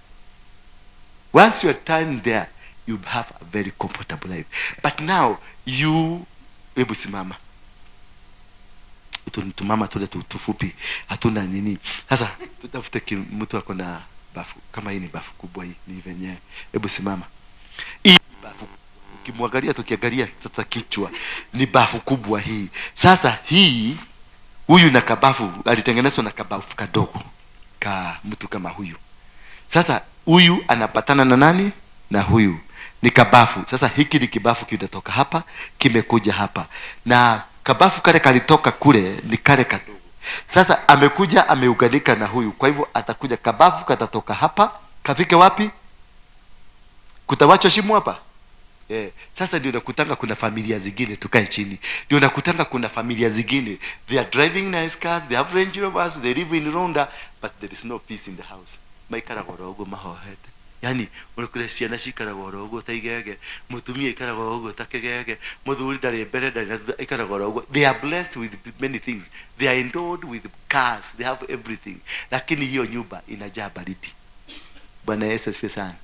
That is the mistake you make in your life. Complete you make. Munaenda munazaa watoto 5 6 kwa sababu ilikuwa ni haraka kuzaa kama kapanya haraka. Sasa watoto wanawashikanisha, si doa na si ubavu. Munaishi because mule watoto. So you have lost the meaning of life completely. You will never live a life that God wanted you to live. Why? Because you made a serious mistake. And now what came to bound you together? Toleresiana. Then you get akamutu kama haka. Simama. Tuseme ubafu hapana, wewe simama. Tusimama tu hapa. Then we get this. No, haileti shagwe. Ebu simama mamia. Can I use you? Can I use you? You see, this lady, si unani mtu amekula. Sasa angalia. Tuseme ule ubavu wake ni mkubwa. Na sasa huyu ni mnono, lakini alitolewa kwenye ubafu mdogo. Mnanielewa? So what will happen? Ule ubafu mkubwa amekuja ameenda kwa yule, na ule ubafu wake ni mkubwa. So tutaweka kurudisha wewe kafupi ama kirefu, tuseme ni kirefu. Ikirudi hapa ukuje, na itakuja itoke hapa iende hapa. Sasa kumaanisha hapa itakuja itabaki kuduga, na pande hile itaduga. And that is what has happened to many families. It is warfare in many families, because ubafu ulioenda kwake ni mrefu kuliko shimo yenyewe. That is why you are crying every day. That you find an arrogant man fighting you, an arrogant woman fighting you, because kuna kudugwa upande huu na kudugwa. Kule kwingine hakuna vita, there is peace, but ni baridi. Lakini kule kwingine there is warfare, ni ni Bosnia na Herzegovina. Fight every day because bafu zinafanya nini? Zinapitana.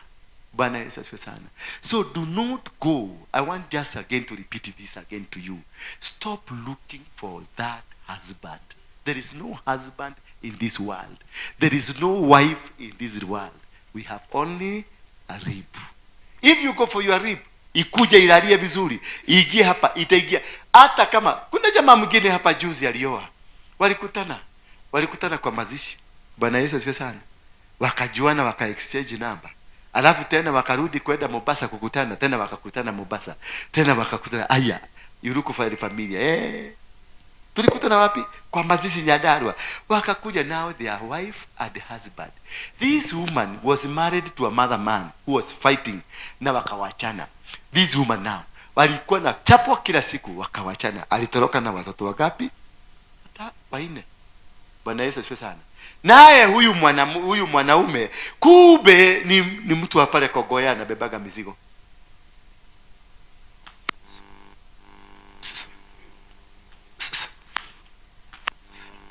Bwana Yesu, wakati walikuwa kwa mazishi, huyu jamaa alikuwa amevaa the Sunday best.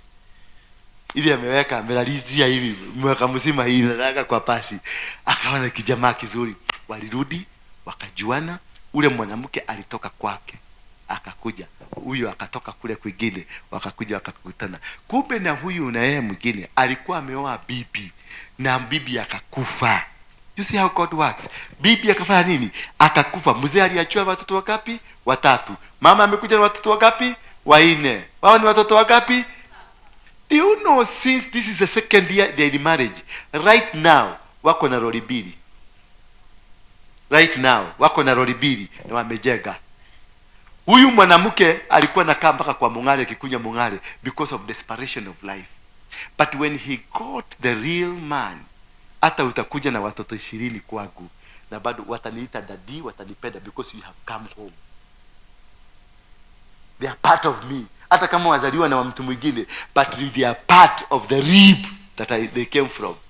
Utakuta watoto wanakupenda, wanatembea pamoja, wanakupatia heshima kubwa vizuri sana.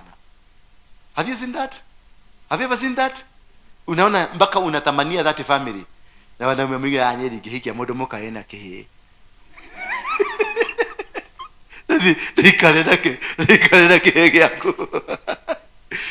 Mistake we make when defending ourselves, the mistakes that we make when we defend ourselves, we fail to build our inner selves.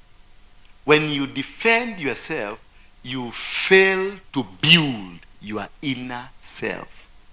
Because now you become not natural, you become fake. Do not defend yourself. Allow God to pass through the process. When you start defending yourself, a church like this one, we start defending, we start faking people, we start faking things, God will move away. Meaning, we will build a foundation on a fake platform. The day the fake platform will be removed, you will all crumble down. So allow God to pass you the processes.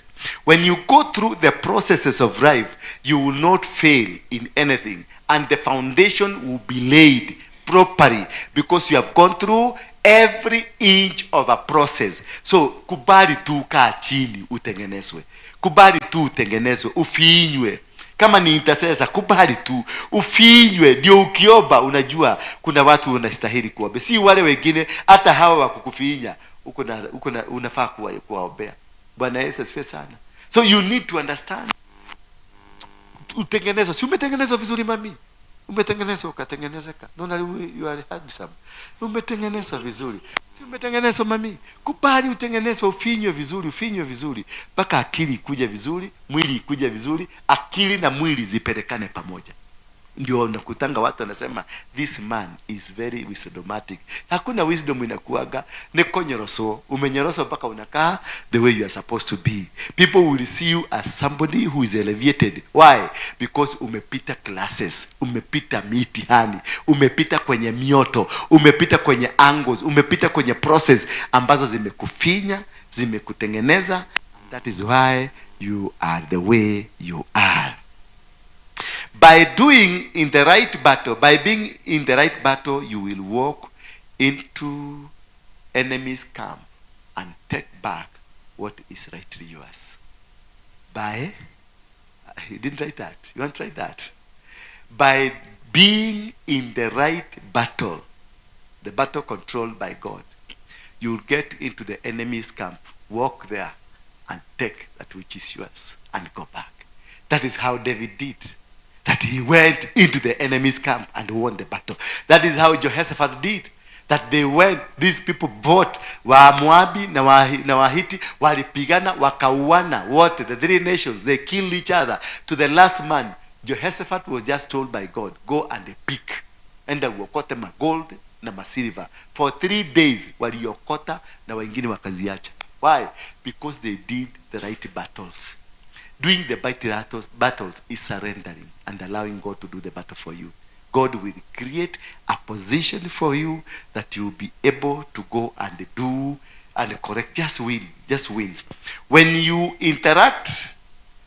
intercede for unsaved families, you let God do your battle. You see now, when you fight, when you go praying for other families, you pray for me, then God will take the battles zako anakupigania. You see, when you can dedicate your life praying for your apostle, God sees these people are defending my man, so God will go back into your house and defend your house. Nobody will fight you. God will go back into your business. Nobody will fight your business. God will go back to your whatever you are doing. Nobody will fight you. Why? Because you never concentrated on self. You concentrated on God's will. When you concentrate on God's will, the will of God comes back into your house, protects you, fights you, and defends you. So do not be selfish when you are doing intercessions.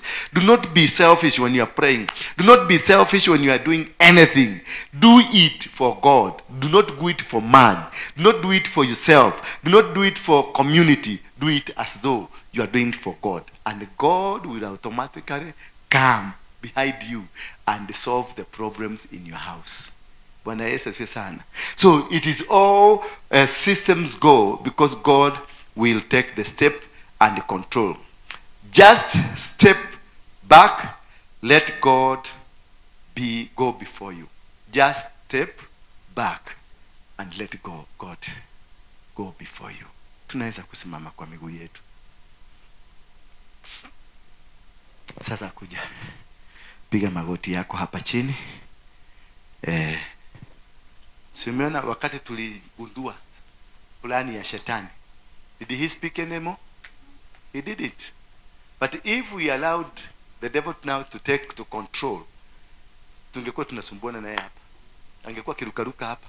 But once you discover the tricks of the devil, he will not be able to come and fight you. He will not be able to come and conquer you. You will always win battles after battles. Just surrender to God and God will win the battles for you. Before we go, I need us to read the book of Deuteronomy chapter number 9 verse 3.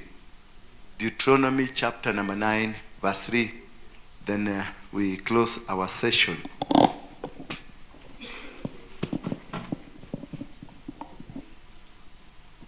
Deuteronomy chapter number 9 verse 3.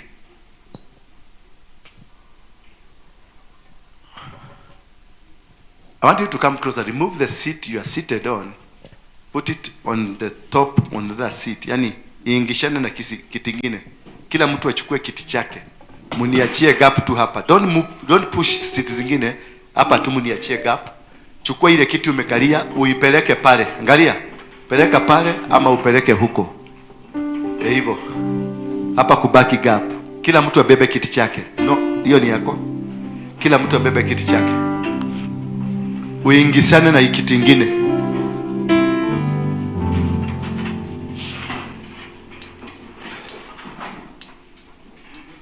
You have the wireless, come hapa. Oh, to Jesus I Then after you have done so, ukuje hapa mbele. Kama umeshika sadaka yako, I will never love and trust you in your presence. Deliver. I surrender. I surrender.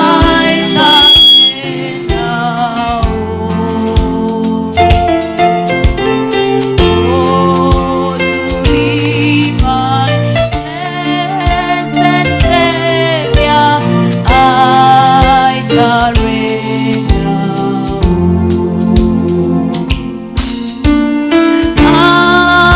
I said kila mtu akuje mbele, ushike sadaka zako. We want to pray because we want to go back to work. I surrender. I surrender. Oh, to be my I said, just hold on kidogo. I said, whenever we say come forward, we mean come forward. Don't wacha kwa chini ukiambiwa mara mbili mara tatu come forward na unaona kuna nafasi, kuja occupy this space, remove this, wacha niende waende kule. Yeah, no, let us be people who hears, and once you hear you move. Yeah, si ndio? Because kama ingekuwa kwako ungemove haraka haraka. In the book of Deuteronomy 9 verse 3 inasema, therefore, hold on kidogo, therefore understand today. Understand when? Today that the Lord your God is he who goes over before you. Now we are making a declaration. Hello? We are making what? It is a declaration that from today, I know you have come here with challenges. I know you have come here with issues. And I know you came here because you heard that the apostle anakikwambia unapona. Now I want to make a declaration with you biblically that we want to go. Therefore understand today that the Lord your God is he who goes over before you as a consuming what? Meaning from today, any declaration you are going to make, whosoever that has been fighting you, he will be consumed by the fire of God. Bwana Yesu asifiwe sana. Whatever problem that has been causing challenges in your life will be consumed by the fire of God. Amen. So even if you have a disease now, even if you have a challenge, poverty, whatever it is, limitation, family challenges, whatever it is, I want to assure you today, God, therefore God, and I want you to understand today that the Lord your God, it is an understanding that you have to make, to know that whatever you have started is warfare that is full of fire. That whoever will try to challenge you from today will be consumed by the fire. Bwana Yesu asifiwe sana. Whatever demonic arrangement that was in your life will be consumed by the fire. Whatever the plan that the devil had against your life will be consumed by the fire. Therefore, he who goes before you as a consuming fire, he will destroy them and bring them down before who? Before you. He will destroy them and bring them down before you. You will be seeing. You will see the fire consuming them. You will see how they are going to be destroyed and be brought down before your own eyes. This God is telling you that I will now start working. No, what we are doing, we are telling God now, we have surrendered. Take over. Bwana Yesu asifiwe sana. Take what? Take over. Become now the boss. Become now the general. Become. And remember, you must not do this if your heart is not clean. Hello? Because he will come first for you. If you do this and your heart is not clean, he will come first for you, to deal with you. So that when you come to witness his battles, what he's doing, you will be standing on a clean slate. Hello? Some of us, we have delayed our progresses, our successes, because you come here, you have something hidden, and you want God to come and operate from your dirty heart. And do, before he starts to operate from your dirty heart, he will clean your heart first. Before he starts fighting that enemy, he will fight you first and make you a vessel to be able to stand there and see his glory and see his work. Kwa hivyo, when you come to make any declaration here, understand what you are doing. That is why I say, therefore understand. Underline that. Therefore understand that from today God has taken over your battles. Bwana Yesu asifiwe sana. Then he will destroy them and bring them down before you. So you shall drive them out and destroy them quickly, as the Lord has said to you. So once God takes over, once the consuming fire comes on, once he destroys them before you, now it is you to go very fast. So you shall drive them out. So drive out everything that can assist your enemy to be in you. Drive out that bad heart. Drive out that bad thinking, that bad imagination, those bad things that are in you. Drive them out. Once you drive them out, what will happen? You will see his greatness. Now I want you to open up your lips, because this is serious. This is what? Place your sacrifices here. I want to teach you how to behave when you are before God. Wekelea sadaka zako hapo tu.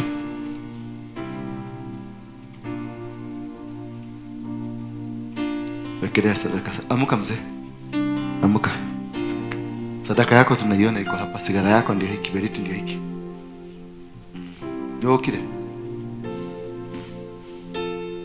Awe kila mtu ametoa? Now what I want you to do, open up your heart. I know there is somebody mwenye unachukia mahali. Kuna mtu ambaye amekukosea mahali. Kuna mtu ulikosea. Kuna kitu ambacho umekibeba moyoni mwako. Kuna kama kosa. There is a sin that umekuwa ndani yako. Kuna fikra ambazo zimekuwa ndani yako. I want you to surrender by seeking forgiveness, because you are making a declaration, so that when God starts operating, he will not come to operate in you first. I want you to open up your lips and pray a prayer of seeking forgiveness. Seek forgiveness because of that sister you don't speak to. Seek forgiveness because of that brother you don't speak to. Speak forgiveness because of that auntie, that uncle, that shosho, that staff, the fellow worker you are working with. Start seeking forgiveness. Release them. Release that husband, that man who did what he did to you. Release him now. Release him now. Release all of them. They have tormented you, yes. They have brought you down, yes. They have fought you, yes. But now, release them. Lose them from your heart. Lose them from your heart. Lose them from your heart. Seek that forgiveness. Open up your lips now. Open up your lips. Open up your lips and seek forgiveness. Oh, to thee, my blessed Savior, I surrender. I surrender. Oh,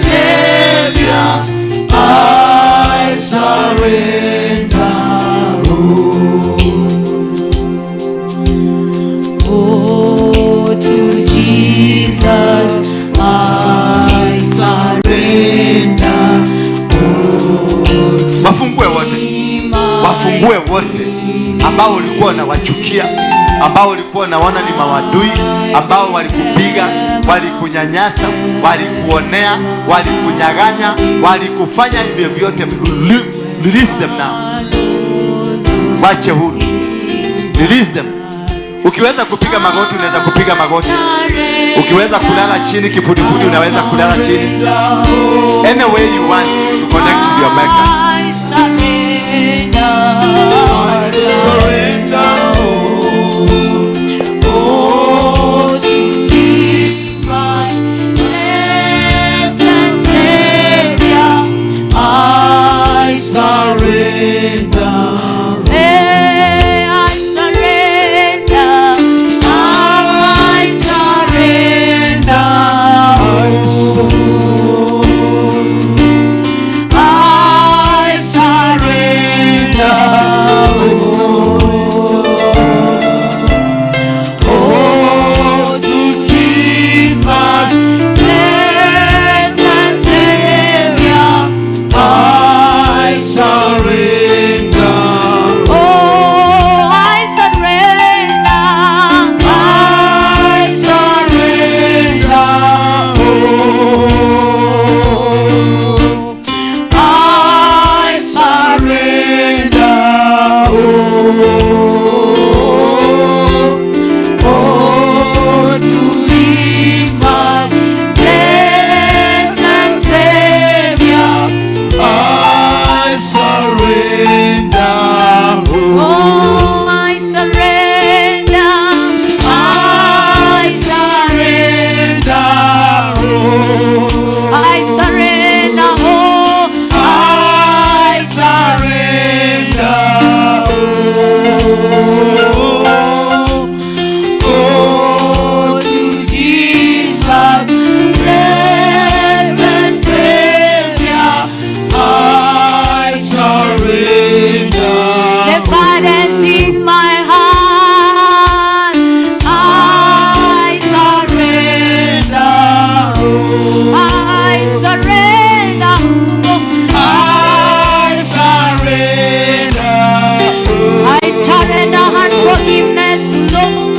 Oh, to Jesus, blessed Savior, I surrender. I surrender the troubles. I surrender. I surrender love unto Jesus. I surrender. Everything that has been helping me, I surrender. To Jesus, blessed Savior, I surrender. Hey, I surrender. I surrender. Oh, I surrender. I surrender. Oh, to Jesus, blessed Savior, I surrender. We surrender all to you, Lord. We surrender all to you. We surrender our burdens to you. Unforgiveness, we surrender to you. Everything that has been troubling us, we surrender to you. We surrender, we surrender, we surrender.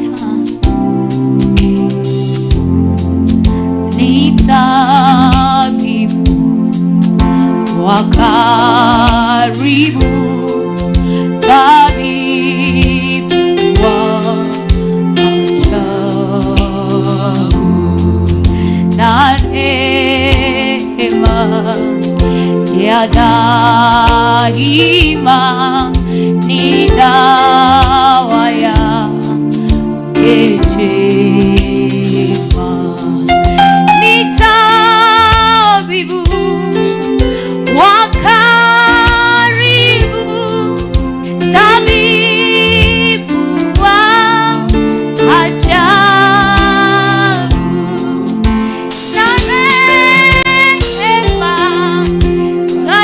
Sarai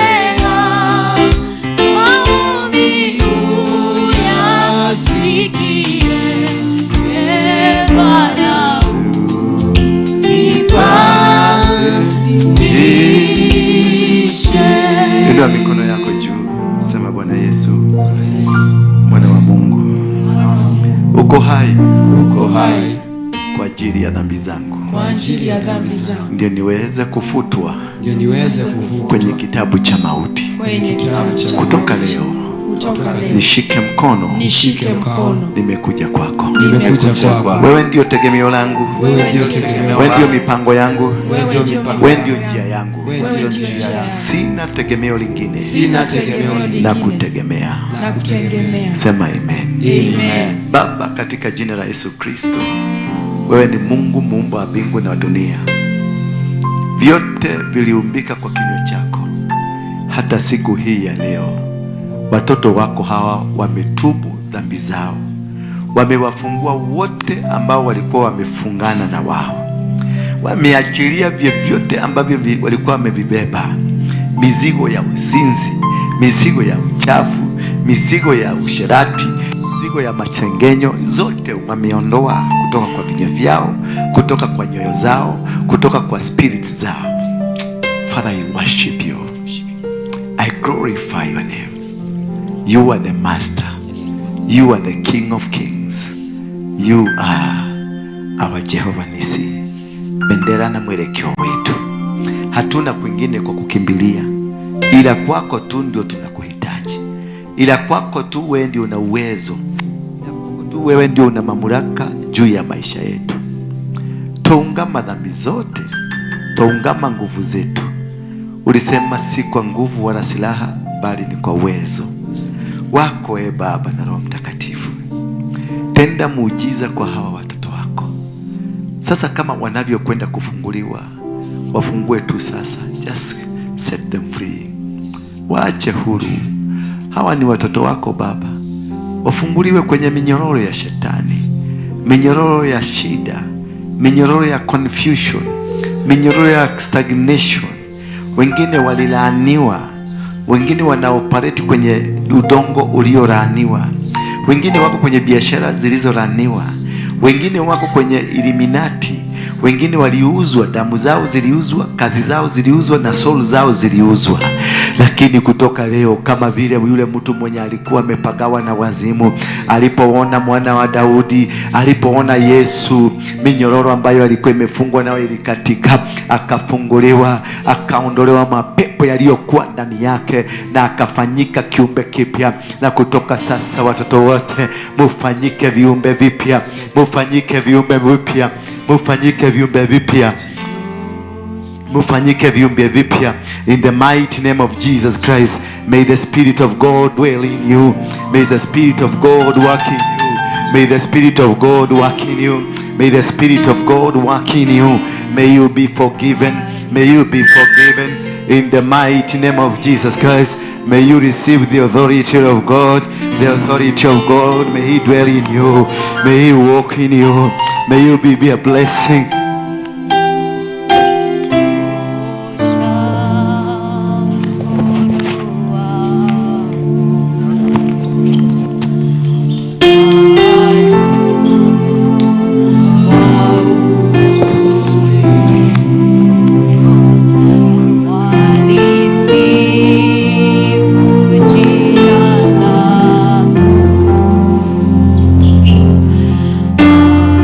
Baba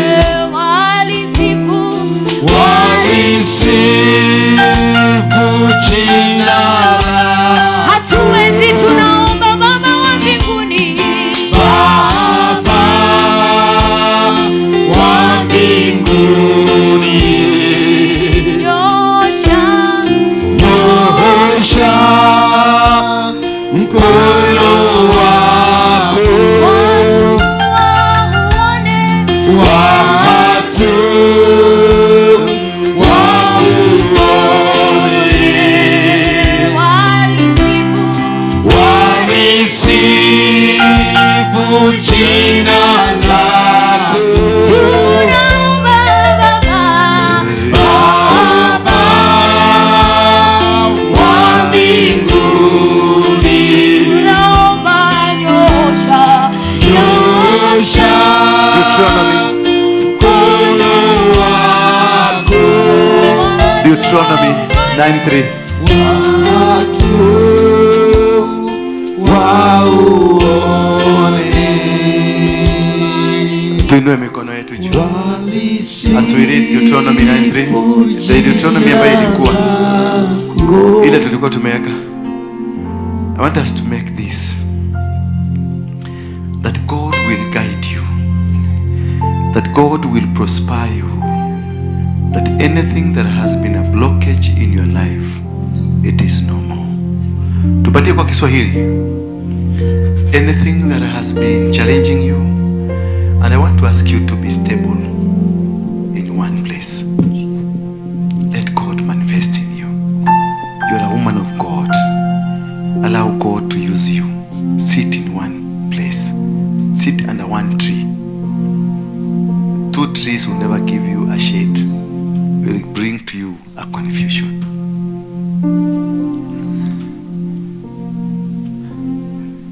God is waiting and ready now to use you. Just want you to open up for Him, surrender for Him.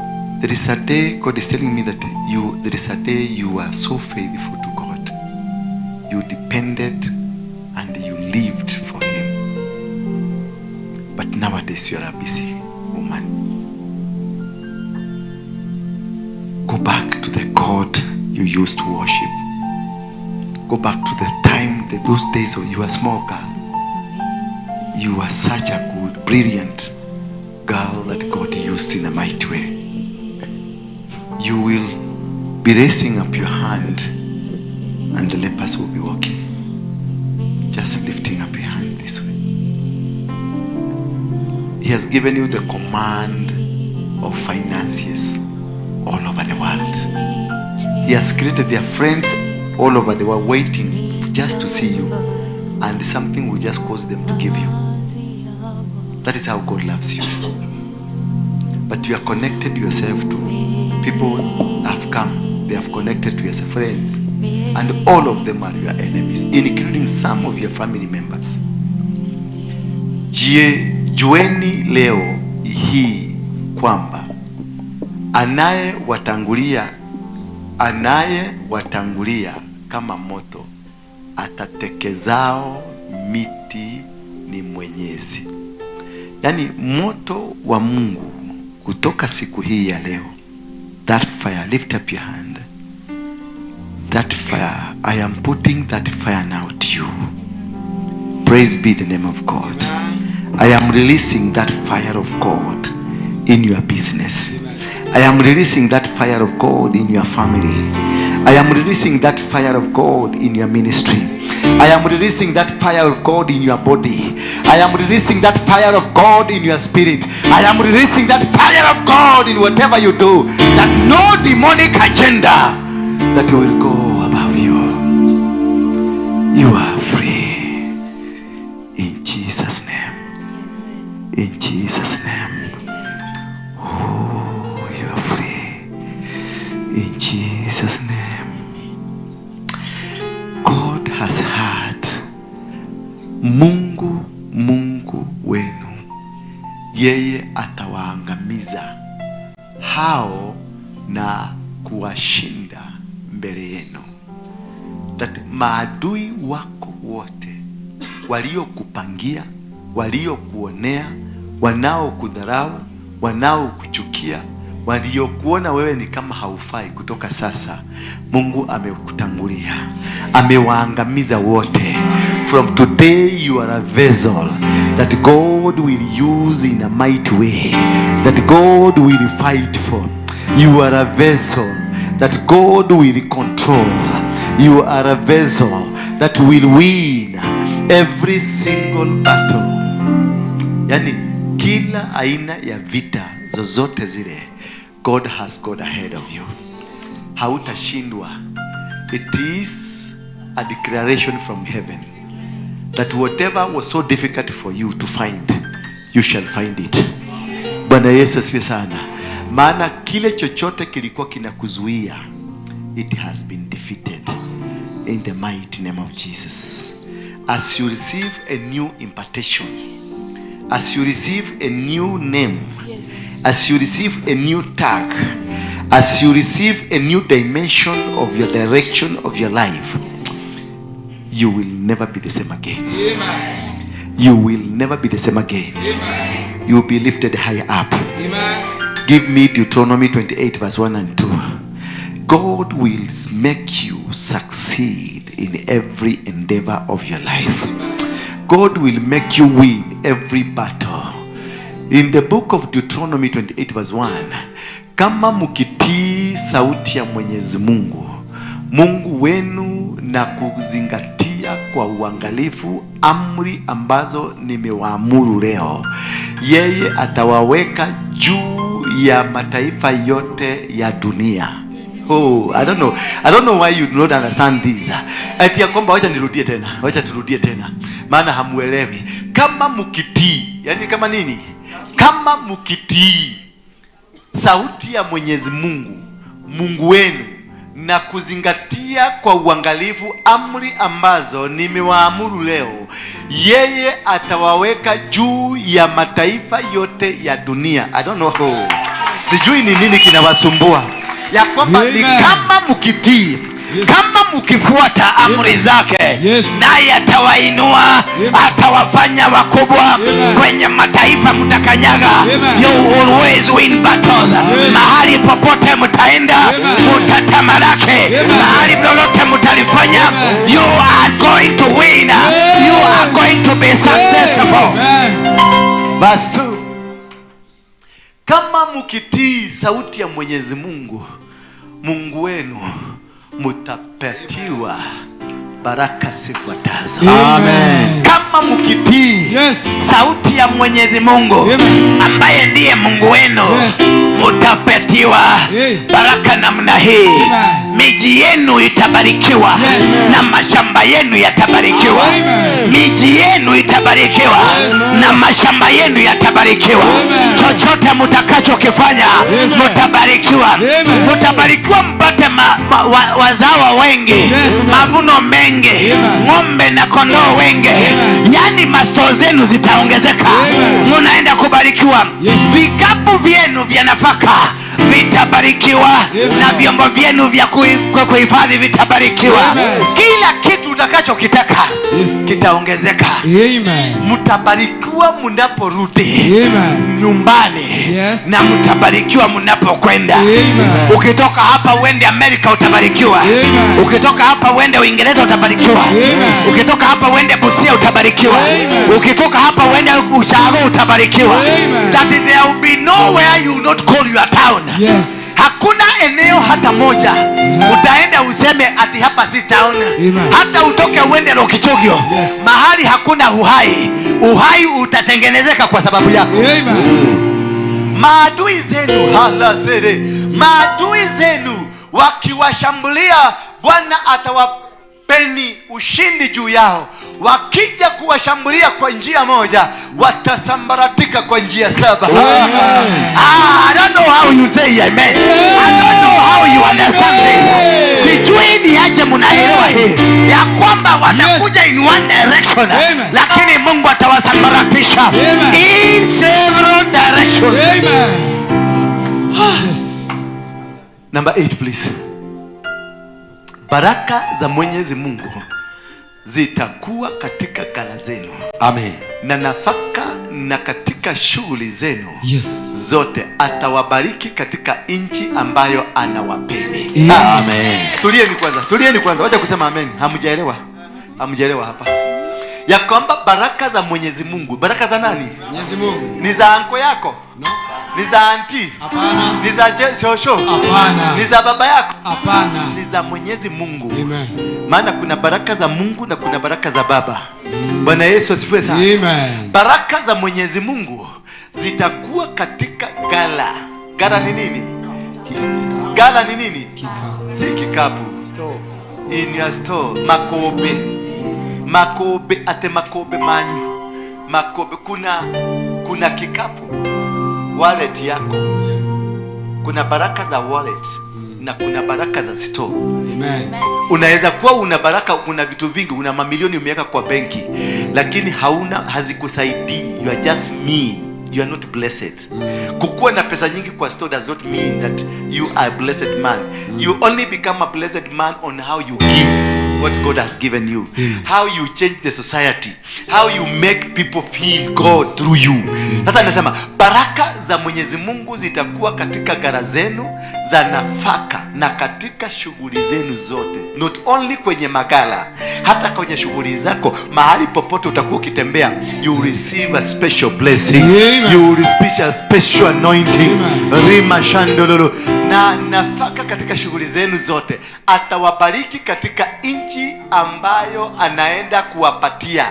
Yaani si baraka tu mpaka kuna nchi unaenda kupatiwa. Kuna mamlaka unaenda kupatiwa. Kuna position unaenda kupatiwa. Kuna kitu kipya unaenda kupatiwa. Kuna kazi unaenda kupatiwa. Kuna mume unaenda kupatiwa. Kuna mke unaenda kupatiwa. Kuna unabii unaenda kupatiwa. Mwenyezi Mungu atawafanyeni kuwa watu wake watakatifu kama alivyowaahidi, kama mkizitii amri zake yenye Mwenyezi Mungu wenu na kufuata njia zake. Atawafanya nini? Atawafanya watakatifu. He will make you saints. Wherever you will go, you will succeed without pain. You will succeed without struggle. You will win every battle. All what God wants from you, just be faithful. Just be faithful. Now that you have surrendered, umetubu dhambi zako zote, continue in that trend. Be faithful to God, and God will open your doors. Mataifa yote duniani yakiona kwamba nyinyi mnaitwa kwa jina la Mwenyezi Mungu, yatawaogopa. Amen. Hello. When they discover now you are a holy of God, whenever you go, the door will open because they fear you. They don't fear you, they fear the God that is in you. Amen. Hallelujah. Amen. Because the God has been powerful. Amekuja kwako. They will be seeing not you, but they will be seeing God. Every enemy, every person that was planning to come and attack you, anybody that was planning to come and raise a finger against you, Amen. God, they see your God. They will not see you. They will see your God and they will disappear. Bwana Yesu asifiwe sana. Verse number 11, which is our last. Mwenyezi Mungu atawafanikisha kwa wingi watoto, mifugo, mavuno shambani katika nchi aliyowapia wazee wenu, kwa atawapeni. Atawazidishia kwa baraka. Kwa watoto wenu watabarikiwa. Mifugo yenu itabarikiwa. Kazi ya mikono yenu itabarikiwa. Whatever that you will try with your hand, God will bless you. Amen. Can somebody say amen? Amen. And now may the grace of our Lord Jesus Christ and the love of God and the fellowship of the Holy Spirit be with us now and forevermore. Amen and amen. Now, if you go home, will you say you have not been blessed? I'm blessed. Utasema hujabarikiwa? I'm blessed. Hebu enda na hiyo imani. Ukuje Sunday uniambie. Just go with that faith. Sunday come and tell me. Usitake kuona apostle leo. Enda tu na hiyo imani. Ukuje Sunday uniambie. Nitawauliza maswali, ninawajua na majina nyinyi yote. And you will tell me something happened. Indeed, something has already happened. You will travel. Yes. I'm not adding anything. You will travel. How? I don't know. How? You don't know. But at one time, at the time of God, not at your time. Hallelujah. This man is lying to you. Ni mkora. Anakudanganya. Anataka hizi. Mutumie. Anataka 25,000. Ni ukweli. Alikuitisha 25? Alikuwa ameniambia 28. Stereo. Ni tu pesa ende ukule, niachie 2,000. Nikule kanyama. Si ulikuwa umetaka kukopa? Si ulikuwa umeanza kufikiria venye itapatikana?